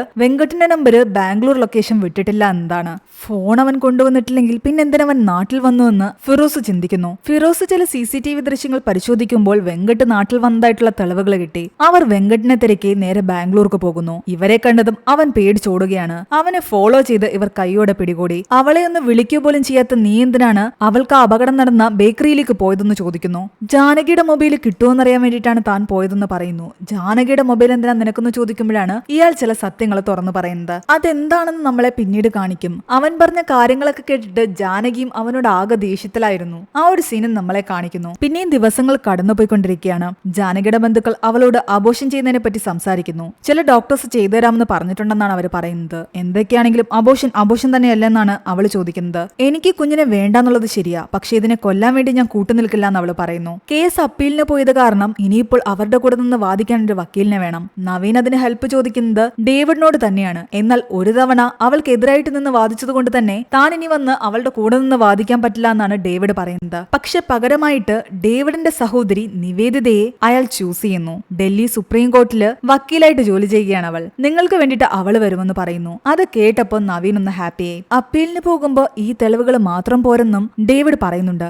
ജാനകിക്ക് എതിരായിട്ട് ഒരുപാട് പേർ സംസാരിക്കാനുണ്ടാവും. പക്ഷെ എല്ലാവരെയും ജാനകിക്ക് അനുകൂലമാക്കി മാറ്റണം. ചീഫ് മിനിസ്റ്ററിന് അഗെയിൻസ്റ്റ് ആയിട്ട് ഒരു പെറ്റീഷൻ കൊടുക്കണം. കൂടാതെ കംപ്ലീറ്റ് സ്റ്റേറ്റിനെതിരെയും എൻഡിയർ സിസ്റ്റത്തിനെതിരെയും ഒരു പെറ്റീഷൻ കൊടുക്കണം. സ്വന്തം ഇഷ്ടത്തോടെ അല്ലാതെ ഗർഭം ധരിക്കേണ്ടി വന്ന ഒരു സ്ത്രീയുടെ ശബ്ദം വേണം ഇനി ജനങ്ങൾ കേൾക്കേണ്ടത്. അങ്ങനെ അവർ കേസ് കൊടുക്കുകയും അത് വലിയ ചർച്ചാ വിഷയമാവുകയും ചെയ്യുന്നു. തന്റെ വയറ്റിൽ വളരുന്ന കുഞ്ഞിന്റെ ഉത്തരവാദിത്വം ആരോപിച്ചുകൊണ്ട് ഹോം മിനിസ്ട്രിയും ഹ്യൂമൻ റൈറ്റ്സ് കമ്മീഷനെയും എല്ലാം തന്നെ ചേർത്തിട്ടാണ് അവൾ പരാതി കൊടുത്തത്. ആർട്ടിക്കിൾ 21 പ്രകാരം ഒരു പൗരന് സമൂഹത്തിൽ മാന്യതയോടെ ജീവിക്കാൻ വേണ്ടിയിട്ടുള്ള അവകാശത്തിന് വേണ്ടിയിട്ടാണ് അവൾ പോരാടിക്കൊണ്ടിരിക്കുന്നത്. അങ്ങനെ പിന്നീട് കേസ് വീണ്ടും അപ്പീലിന് കോടതിയിലെത്തിയിട്ട് ബാക്കിയുള്ള ഹിയറിംഗ് ആണ് കാണിക്കുന്നത്. ജാനകിക്ക് വേണ്ടി ഹാജരായിരിക്കുന്നത് ഡേവിഡിന്റെ സഹോദരി നിവേദിതയാണ്. അന്ന് ഈ കേസ് ക്ലോസ് ചെയ്യുന്ന സമയത്ത് ശരിയായ രീതിയിലുള്ള അന്വേഷണം നടന്നിട്ടില്ലായിരുന്നുവെന്നും യഥാർത്ഥ കുറ്റവാളികൾ ആ ടൈമിൽ രക്ഷപ്പെട്ടു പോയിട്ടുണ്ടായിരുന്നുവെന്നും നിവേദിത പറയുന്നു. അതുകൊണ്ടാണ് ജാനകി വിദ്യാധരന് നീതി കിട്ടാതിരുന്നതും സമൂഹത്തിൽ മാന്യതയോടെ ജീവിക്കാനുള്ള അവകാശം നഷ്ടപ്പെട്ടതും. ഇതെല്ലാം അന്വേഷണ ഏജൻസിയുടെ കുറ്റം തന്നെയാണ്. പിന്നീട് നിവേദിത ഓരോരോ ആൾക്കാരെയായിട്ട് വിസ്തരിക്കാൻ ആരംഭിച്ചു. എറണാകുളം റെയിൽവേ സ്റ്റേഷന്റെ അടുത്ത് മൊബൈൽ കട നടത്തുന്ന ഒരാളെയാണ് ആദ്യം വിസ്തരിക്കുന്നത്. മറ്റൊരാളുടെ ഫോട്ടോ കാണിച്ചിട്ട് ഇയാൾ നിങ്ങളുടെ കടയിൽ വരാറുണ്ടായിരുന്നു ചോദിക്കുമ്പോൾ ഇടയ്ക്ക് അയാൾ റീചാർജ് ചെയ്യാൻ വരുമെന്നാണ് സജിൽ പറയുന്നത്. 1 മാസം മുമ്പാണ് ആ ഫോട്ടോയിൽ കാണുന്ന വ്യക്തിയെ അവസാനമായിട്ട് സജിൽ കാണുന്നത്. താൻ നാട്ടിലേക്ക് പോവുകയാണ്, നാട്ടിലാർക്കോ സുഖമില്ല എന്ന് പറഞ്ഞിട്ട് ഫോൺ വിറ്റിട്ട് അയാൾ പോയി. പോലീസിന് കണ്ടെത്താൻ സാധിക്കാത്ത ജാനകിയുടെ അതേ മൊബൈൽ ഫോൺ തന്നെയാണ് അയാളെ വിട്ടിട്ട് പോയത്. അടുത്തതായിട്ട് മത്തേഴ്സിനെ വീണ്ടും വിസ്തരിക്കുന്നു. ഇൻവെസ്റ്റിഗേഷന്റെ ഭാഗമായിട്ട് ബേക്കറിക്കുള്ള ദൃശ്യങ്ങൾ അവർ നോക്കി, ബേക്കറിക്ക് അടുത്തുള്ള കടകളുടെ ദൃശ്യങ്ങൾ നോക്കി. പക്ഷെ അതിൽ നിന്ന് ഒന്നും കിട്ടില്ല എന്നാണ് അയാൾ പറയുന്നത്. ആ വിഷ്വൽസ് ഒന്നുകൂടി കോടതിയിൽ പ്ലേ ചെയ്ത് കാണിക്കുന്നു. ജാനകി പറഞ്ഞ പ്രകാരം 10:15 ശേഷം ആ ഒരു ബേക്കറി ഓപ്പൺ ആയിട്ടുണ്ടായിരുന്നു. എന്നാൽ ടോണിയും ആനന്ദും പറയുന്നുണ്ട് തങ്ങൾ 9:30 കഴിഞ്ഞപ്പോൾ തന്നെ ബേക്കറി പൂട്ടിയിട്ട് പോയതാണെന്ന്. തെളിവുകൾ ജാനകിക്ക് അനുകൂലമായി വന്നു തുടങ്ങി. അടുത്തതായിട്ട് കേസിന്റെ മുന്നോട്ടുള്ള വാദത്തിനായിട്ട് ഒരു മാപ്പ് സാക്ഷിയാണ് അവർ വിസ്തരിക്കുന്നത്. അത് വെങ്കട്ടായിരുന്നു. ഇനിയാണ് എന്തിനാണ് വെങ്കട്ട് നാട്ടിലേക്ക് വന്നതെന്നും ജാനകിയുടെ ഫോൺ അന്വേഷിച്ച് കണ്ടുപിടിക്കാൻ ശ്രമിച്ചതെന്നും അയാൾ പറയാൻ പോകുന്നത്. ബാംഗ്ലൂർ കമ്പനിയിൽ വർക്ക് ചെയ്യുന്ന സമയത്ത് വെങ്കട്ടിന് ഒരു ദുശീലമുണ്ടായിരുന്നു. അവിടെയുള്ള കോവർക്കേഴ്സ് ആയിട്ടുള്ള ഗേൾസിന്റെ എല്ലാം തന്നെ ഫോണിൽ അയാൾ സീക്രട്ട് ആയിട്ട് ഒരു ആപ്പ് ഇൻസ്റ്റാൾ ചെയ്യും. വർക്ക് ചെയ്യാൻ പോകുമ്പോൾ എല്ലാവരും ഫോൺ അയാളുടെ ടേബിളിനടുത്തുള്ള ട്രെയിൽ വെച്ചിട്ടാണ് പോകുന്നത്. ആരും അറിയാതെ ഒരു ഹിഡൻ ആപ്പ് എല്ലാവരുടെയും ഫോണിൽ അയാൾ ഇൻസ്റ്റാൾ ചെയ്തു. ആ ആപ്പിലൂടെ ഇവരുടെ എല്ലാം തന്നെ ക്യാമറ ആക്സസ് ചെയ്യാൻ പറ്റും. അങ്ങനെയുള്ള ഒരു സ്പൈ ആപ്പ് ഇൻസ്റ്റാൾ ചെയ്ത ഫോണിൽ നെറ്റ് എനേബിൾ ആയി കഴിഞ്ഞു കഴിഞ്ഞാൽ ഓരോ 10 മിനിറ്റിലും അത് തനിയെ ഫോട്ടോ എടുത്ത് അയച്ചുകൊണ്ടിരിക്കും. അങ്ങനെ ഗേൾസിന്റെ വൾഗറായിട്ടുള്ള ഫോട്ടോസും മറ്റും ഇയാൾക്ക് കിട്ടിക്കൊണ്ടിരുന്നു. പലപ്പോഴും പെൺകുട്ടികൾ ബാത്റൂമിൽ പോകുമ്പോഴും മറ്റും ഫോൺ കൊണ്ടുപോകും. അപ്പോഴൊക്കെ അയാൾക്ക് അങ്ങനത്തെ ഫോട്ടോസും കിട്ടി. ജാനകിയുടെ ഫോണിലും അയാൾ ഇത് ഇൻസ്റ്റാൾ ചെയ്തിട്ടുണ്ടായിരുന്നു. എന്നാൽ ജാനകിക്ക് ഇങ്ങനെയൊക്കെ സംഭവിക്കുമെന്ന് അയാൾ വിചാരിച്ചിട്ടുണ്ടായിരുന്നില്ല. അവളുടെ ഫോണ് ബേക്കറിയിൽ നഷ്ടപ്പെട്ടു എന്നായിരുന്നല്ലോ പറഞ്ഞിരുന്നത്. എങ്ങാനോ അത് പോലീസ് കണ്ടെടുക്കുകയാണെങ്കിൽ അതിൽ ഇങ്ങനൊരു ഹിഡൻ ആപ്പ് ഇൻസ്റ്റാൾ ചെയ്തത് ആരാണെന്ന് കണ്ടെത്താൻ ശ്രമിക്കും. അന്വേഷണം തന്റെ നേരെ വരുമോ എന്ന് പേടിച്ച് എത്രയും പെട്ടെന്ന് ആ ഫോൺ കണ്ടെത്തി ആ ആപ്പ് അതിൽ നിന്നും അൺഇൻസ്റ്റാൾ ചെയ്ത് കളയാനും മറ്റുമായിരുന്നു അയാളുടെ ശ്രമം. അതിനു വേണ്ടിയിട്ടാണ് അയാൾ ആരും അറിയാതെ നാട്ടിലേക്ക് വന്ന് ആ ഫോൺ കണ്ടെത്താൻ ശ്രമിച്ചത്. ജാനകിയുടെ ഫോണിൽ നിന്നും അവസാനമായിട്ട് നിങ്ങൾക്ക് കിട്ടിയ ഫോട്ടോ ഏതാണെന്ന് നിവേദിത അയാളോട് ചോദിക്കുമ്പോൾ അയാൾ പറയുന്നുണ്ട് അന്ന് ആ ബേക്കറിയിലേക്ക് അവൾ കയറി വരുന്ന സമയത്ത് ഫോട്ടോസ് കിട്ടിയിട്ടുണ്ടായിരുന്നുവെന്ന്. സ്ട്രേഞ്ചർ ആയിട്ടുള്ള ഒരാൾ ബേക്കറിയിലെ കിച്ചണിലോ മറ്റോ നിൽക്കുന്നതായിരുന്നു ആ ഫോട്ടോ. ആ ഫോട്ടോയും അവിടെ കോടതിയിൽ പ്രദർശിപ്പിക്കുന്നു. അവസാനമായിട്ട് അവളുടെ ഫോൺ ഓഫ് ആവുന്നതിന് മുൻപ് വന്ന ആ ഫോട്ടോ അത് ആ പ്രതിയുടേത് തന്നെയായിരുന്നു. അതായത് ജാനകി റേപ്പ് ചെയ്ത അതേ പ്രതിയുടേത്. ഇനിയാണ് അത് ആരാണെന്ന് കാണിക്കുന്നത്. അത് ആ ബേക്കറിയിലെ സ്റ്റാഫുകളായ 2 ഹിന്ദിക്കാരിൽ ഒരാളായിരുന്നു. അന്ന് ബേക്കറിയിൽ ജാനകിയും കൂട്ടുകാരികളും വരുമ്പോൾ ജ്യൂസ് അടിച്ചുകൊണ്ടിരുന്നത് ഇയാളാണ്. കഴിക്കാൻ വേണ്ടി സാധനം എടുക്കാൻ നേരത്ത് ജാനകി ബേക്കറിയിലെ ടേബിളിന് മുകളിൽ ആ ഫോൺ വെച്ചു. സാധനങ്ങൾക്കിടയിൽ വെച്ചത് കാരണം അവൾ അത് ശ്രദ്ധിക്കാതെ മറന്നു വെച്ച് അവിടെ നിന്നും പോയി. 9:30 കഴിഞ്ഞപ്പോഴേക്കും ടോണി ആനന്ദും ചേർന്നിട്ട് കടയടച്ചിട്ട് പോയി. കൂട്ടുകാരികളെ ബസ് കയറ്റിവിട്ട ശേഷം ഫോൺ നഷ്ടപ്പെട്ടു എന്ന് മനസ്സിലാക്കിയ ജാനകി തിരിച്ച് ബേക്കറിയിലേക്ക് വരികയായിരുന്നു. ഫോൺ അന്വേഷിച്ച് അവൾ തിരികെ വരുമെന്ന് മനസ്സിലാക്കിയ പ്രതിയാകട്ടെ ബേക്കറിക്കുള്ളിൽ ഇരുട്ടായതുകൊണ്ട് തന്നെ വെളിച്ചം ഒന്നും ഇടാതെ ആ ക്യാമറ ക്ലോസ് ചെയ്ത് വെക്കുന്നു. ക്യാമറ ക്ലോസ് ചെയ്ത വിവരം ആർക്കും മനസ്സിലാകില്ല. കാരണം ഓൾറെഡി കടയടച്ചിട്ട് പോയത് കാരണം അവിടെ ഇരുട്ട് തന്നെയായിരുന്നു. ക്ലോസ് ചെയ്ത് വെച്ചപ്പോഴും ഇരുട്ട് തന്നെയാണ്. അതിനുശേഷം ലൈറ്റൊക്കെ ഇട്ടിട്ട് കട പാതി തുറന്നു വെക്കുന്നു. അവള് വന്നപ്പോൾ കട ഓപ്പൺ ആണ്. ഉള്ളിലേക്ക് കയറി ആരെങ്കിലും ഉണ്ടോ എന്ന് വിളിച്ചു ചോദിക്കുന്നു. തന്റെ ഫോണും തിരയുന്നുണ്ടായിരുന്നു. ആ ടൈമിൽ അവൾക്ക് വേണ്ടിയിട്ട് പുറത്ത് ഒളിച്ചു നിന്നിരുന്ന പ്രതിയാകട്ടെ ബാക്കിലൂടെ വന്ന് അവളുടെ മുഖത്തേക്ക് സ്പ്രേ ചെയ്ത ശേഷം നനഞ്ഞ തുണി കൊണ്ട് അവളുടെ മുഖം മൂടി. അതിനുശേഷം കട ക്ലോസ് ചെയ്യുകയും ചെയ്തു. ഇതൊക്കെയാണ് സംഭവിച്ചത്. വെങ്കട്ടിനെ ഇവർ ആദ്യം ചോദ്യം ചെയ്തപ്പോൾ തന്നെ ഇതെല്ലാം മനസ്സിലാക്കിയ ജാനകി ആകെ തകർന്നിട്ട് സ്വന്തം വയറ്റിൽ തന്നെ ഇടിക്കുന്നുണ്ടായിരുന്നു. സൈറ ഒരു വിധത്തിലാണ് അവളെ സമാധാനിപ്പിച്ചിരുത്തിയത്. അവളെ ക്രൂരമായി റേപ്പ് ചെയ്ത ശേഷം ആ പ്രതി അവളെ വഴിയോരത്തവിടെ ഉപേക്ഷിക്കുന്നു. അതിനുശേഷം ക്യാമറ പഴയ പോലെ ഓപ്പൺ ചെയ്ത് വെക്കുന്നു. അതുകൊണ്ട് തന്നെയാണ് CCTVയിൽ ഇടനേരത്ത് എന്തൊക്കെയാ സംഭവിച്ചതെന്ന് കാണാതിരുന്നത്. അവന് വ്യക്തമായിട്ട് അറിയാമായിരുന്നു ആ ക്യാമറ സാധാ ക്യാമറ പോലെയല്ല എന്നും അത് ക്ലോസ് ചെയ്തും ഓപ്പൺ ചെയ്തും വെക്കാമെന്നും ക്ലോസ് ചെയ്ത് കഴിഞ്ഞു കഴിഞ്ഞാൽ ഫുൾ ഇരുട്ടായിട്ടാണ് CCTVയിൽ കാണുന്നതെന്നും. പക്ഷേ പ്രതിയെ ഇതുവരെയും അവർ പിടിച്ചിട്ടില്ല. പ്രതി കുമളിയിൽ നിന്നും മാറി പീലിമേട് എന്ന് പറയുന്ന ഒരു ഗ്രാമത്തിലാണ് ഇപ്പോൾ ഉള്ളത്. അവിടെ പോയി അവനെ പിടിക്കുക എന്ന് പറഞ്ഞു കഴിഞ്ഞാൽ കുറച്ച് റിസ്ക് ആണ്. 12 വർഷത്തിലൊരിക്കൽ നടക്കുന്ന മംഗളാദേവി ഫെസ്റ്റിവൽ നടക്കുന്ന സമയമാണ്. ഡേവിഡും പോലീസുകാരും എല്ലാം അടങ്ങുന്ന ഒരു സംഘം മനോഹർ എന്ന് പറയുന്ന ഈ പ്രതിയെ പിടിക്കാൻ ആ നാട്ടിലേക്ക് പോകുന്നു. അവനാകട്ടെ ഫെസ്റ്റിവലിൽ പങ്കെടുക്കാൻ വേണ്ടിയിട്ട് സ്ത്രീയെ പോലെ വേഷം കെട്ടി നിൽക്കുകയായിരുന്നു. അവന്റെ വീടന്വേഷിച്ച് കണ്ടുപിടിച്ച് അവനെ പിടിക്കാൻ ചെന്നതും അവൻ ഇവരെയെല്ലാം ചവിട്ടിയിട്ടിട്ട് അവിടെ നിന്ന് ഓടി രക്ഷപ്പെടുന്നു. പിന്നെ കുറെ നേരത്തെ ഫൈറ്റിനൊടുവിലാണ് ഇവർ അവനെ കൈയോടെ പിടികൂടുന്നത്. വീണ്ടും കോടതി സീനാണ് കാണിക്കുന്നത്. ജാനകി ക്രൂരമായി റേപ്പ് ചെയ്തിട്ട് അവളെ ഉപേക്ഷിച്ചിട്ട് അവളുടെ ഫോണുമായിട്ട് മുങ്ങിയ പ്രതിയാകട്ടെ കുറച്ചുനാൾ ഒളിവിലായിരുന്നു. പിന്നീട് നാട്ടിലേക്ക് പോകുന്നതിന് മുൻപ് എറണാകുളത്തുള്ളൊരു കടയില് ആ ഫോൺ വിറ്റു. അവിടെ നിന്നും IMEI നമ്പർ വെച്ച് ട്രേസ് ചെയ്താണ് ആ ഫോൺ കണ്ടെടുത്തത്. അങ്ങനെ തെളിവുകളെല്ലാം കൊടുത്ത ശേഷം പ്രതിയെ കോടതിയിലേക്ക് കൊണ്ടുവരുന്നു. ജാനകി അവന്റെ മുഖത്തേക്ക് പോലും നോക്കുന്നുണ്ടായിരുന്നില്ല. കൂടുതൽ അന്വേഷണത്തിന് വേണ്ടിയിട്ട് പോലീസ് കസ്റ്റഡിയിലേക്ക് അവനെ വിട്ടു. അതിവേഗ കോടതിയില് കേസ് നടക്കുന്നത് കൊണ്ട് തന്നെ കുറച്ചു നാളുകൾ കഴിഞ്ഞപ്പോൾ കോടതിയിൽ ഇതിന്റെ വിധി വരാൻ സമയമായി. മീഡിയ ഉൾപ്പെടെ എല്ലാ കണ്ണുകളും ഈ വിധിയിലേക്കായിരുന്നു നോക്കിയിരിക്കുന്നത്. ജാനകിയുടെ കേസിൽ ഒരു പ്രതിയെ കണ്ടുപിടിച്ചതുകൊണ്ടോ ശിക്ഷിച്ചതുകൊണ്ടോ അവൾക്ക് നീതി കിട്ടില്ല. കാരണം ആ പ്രതി മൂലം അവൾ പ്രഗ്നന്റ് ആണ്. ആ കുഞ്ഞിന് ജന്മം നൽകാൻ അവൾക്ക് താല്പര്യമില്ല. ആ കുഞ്ഞിനെ കൊല്ലാനോ അവൾക്ക് സാധിക്കില്ല. അവൾക്ക് അനുകൂലമായിട്ട് എന്തെങ്കിലും ഒന്ന് കോടതി വിധിച്ചെങ്കിലേ പറ്റൂ. പ്രതിഭാഗം വക്കീലാകട്ടെ ജാനകിയുടെ കുഞ്ഞിനെ നശിപ്പിക്കാൻ പറ്റില്ല എന്ന് തന്നെയാണ് പറയുന്നത്. പക്ഷേ ഇവിടെ നിഷേധിക്കുന്നത് സമൂഹത്തിൽ മാന്യതയോടെ ജീവിക്കാനുള്ള ഒരു സ്ത്രീയുടെ അവകാശത്തെയാണെന്ന് നിവേദിത പറയുന്നു. നിവേദിതയും പ്രഗ്നന്റ് ആയിരുന്നു. താനും അമ്മയാകാൻ പോകുന്ന സ്ത്രീയാണ്. ശരീരം കൊണ്ടും മനസ്സുകൊണ്ടും സന്തോഷത്തോടെയാണ് ഞാൻ ഈ പ്രഗ്നൻസിയെ അംഗീകരിച്ചിരിക്കുന്നത്. പക്ഷേ ജാനകിയുടെ കേസ് അങ്ങനെയല്ല. മനസ്സുകൊണ്ടോ ശരീരം കൊണ്ടോ ആ കുട്ടി ഒന്നിനും തയ്യാറല്ല. അത് അവൾ ആഗ്രഹിച്ചുണ്ടായ പ്രഗ്നൻസി അല്ല. കുഞ്ഞിനെ ജീവിക്കാനുള്ള അവകാശമുള്ളത് കൊണ്ട് അതിനെ കൊല്ലാൻ പറ്റില്ല എന്ന് എതിർഭാഗം വാദിക്കുന്നു. ജാനകി പറയുന്നുണ്ട് കുഞ്ഞിന് ജീവിക്കാനുള്ള അവകാശമുണ്ട്, അതുപോലെ എനിക്ക് സമൂഹത്തിൽ മാന്യതയോടെ ജീവിക്കാനുള്ള അവകാശമുണ്ട്.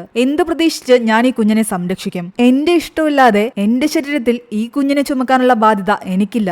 അങ്ങനെയുണ്ടെന്ന് ആർക്കെങ്കിലും പറയാൻ പറ്റുമോ? അവൾ 7 മാസം പ്രഗ്നന്റ് ആണ്. വിദ്യാഭ്യാസമുള്ള ഒരു പൗര എന്ന നിലയിൽ ഈ ഭ്രൂണത്തെ ഇല്ലാതാക്കാൻ അവൾക്ക് താല്പര്യമില്ല. അങ്ങനെ എല്ലാ വാദങ്ങളും കേട്ട് കോടതിയിൽ അവൾക്ക് അനുകൂലമായിട്ട് ഒരു വിധി വരികയാണ്. സമൂഹത്തിൽ മാന്യതയോടെ ജീവിക്കാനുള്ള ജാനകിയുടെ അവകാശത്തെ മാനിച്ചുകൊണ്ട് അവളുടെ വയറ്റിൽ വളരുന്ന 7 മാസം പ്രായമുള്ള കുട്ടിയെ സിസേറിയനിലൂടെ പുറത്തെടുത്ത് NICU വെച്ച് കുഞ്ഞിനെ പരിപാലിക്കുകയും അതിനുശേഷം ആ കുട്ടിയുടെ തുടർന്നുള്ള പഠനവും ചെലവുകളും എല്ലാം തന്നെ സംസ്ഥാന സർക്കാർ ഏറ്റെടുക്കുക എന്നതായിരുന്നു കോടതി വിധി. അവിടെയാണ് ഈ ഒരു മൂവി അവസാനിക്കുന്നത്. ഈ ഒരു മൂവിയുടെ സ്റ്റോറി എങ്ങനെ ഉണ്ടായിരുന്നു നിങ്ങൾ താഴെ കമന്റ് ചെയ്യുക. എക്സ്പ്ലനേഷൻ ഇഷ്ടപ്പെട്ടെങ്കിൽ നമ്മുടെ വീഡിയോ ലൈക്ക് ചെയ്യാനും ഈ ചാനൽ സബ്സ്ക്രൈബ് ചെയ്യാനും മറക്കണ്ട.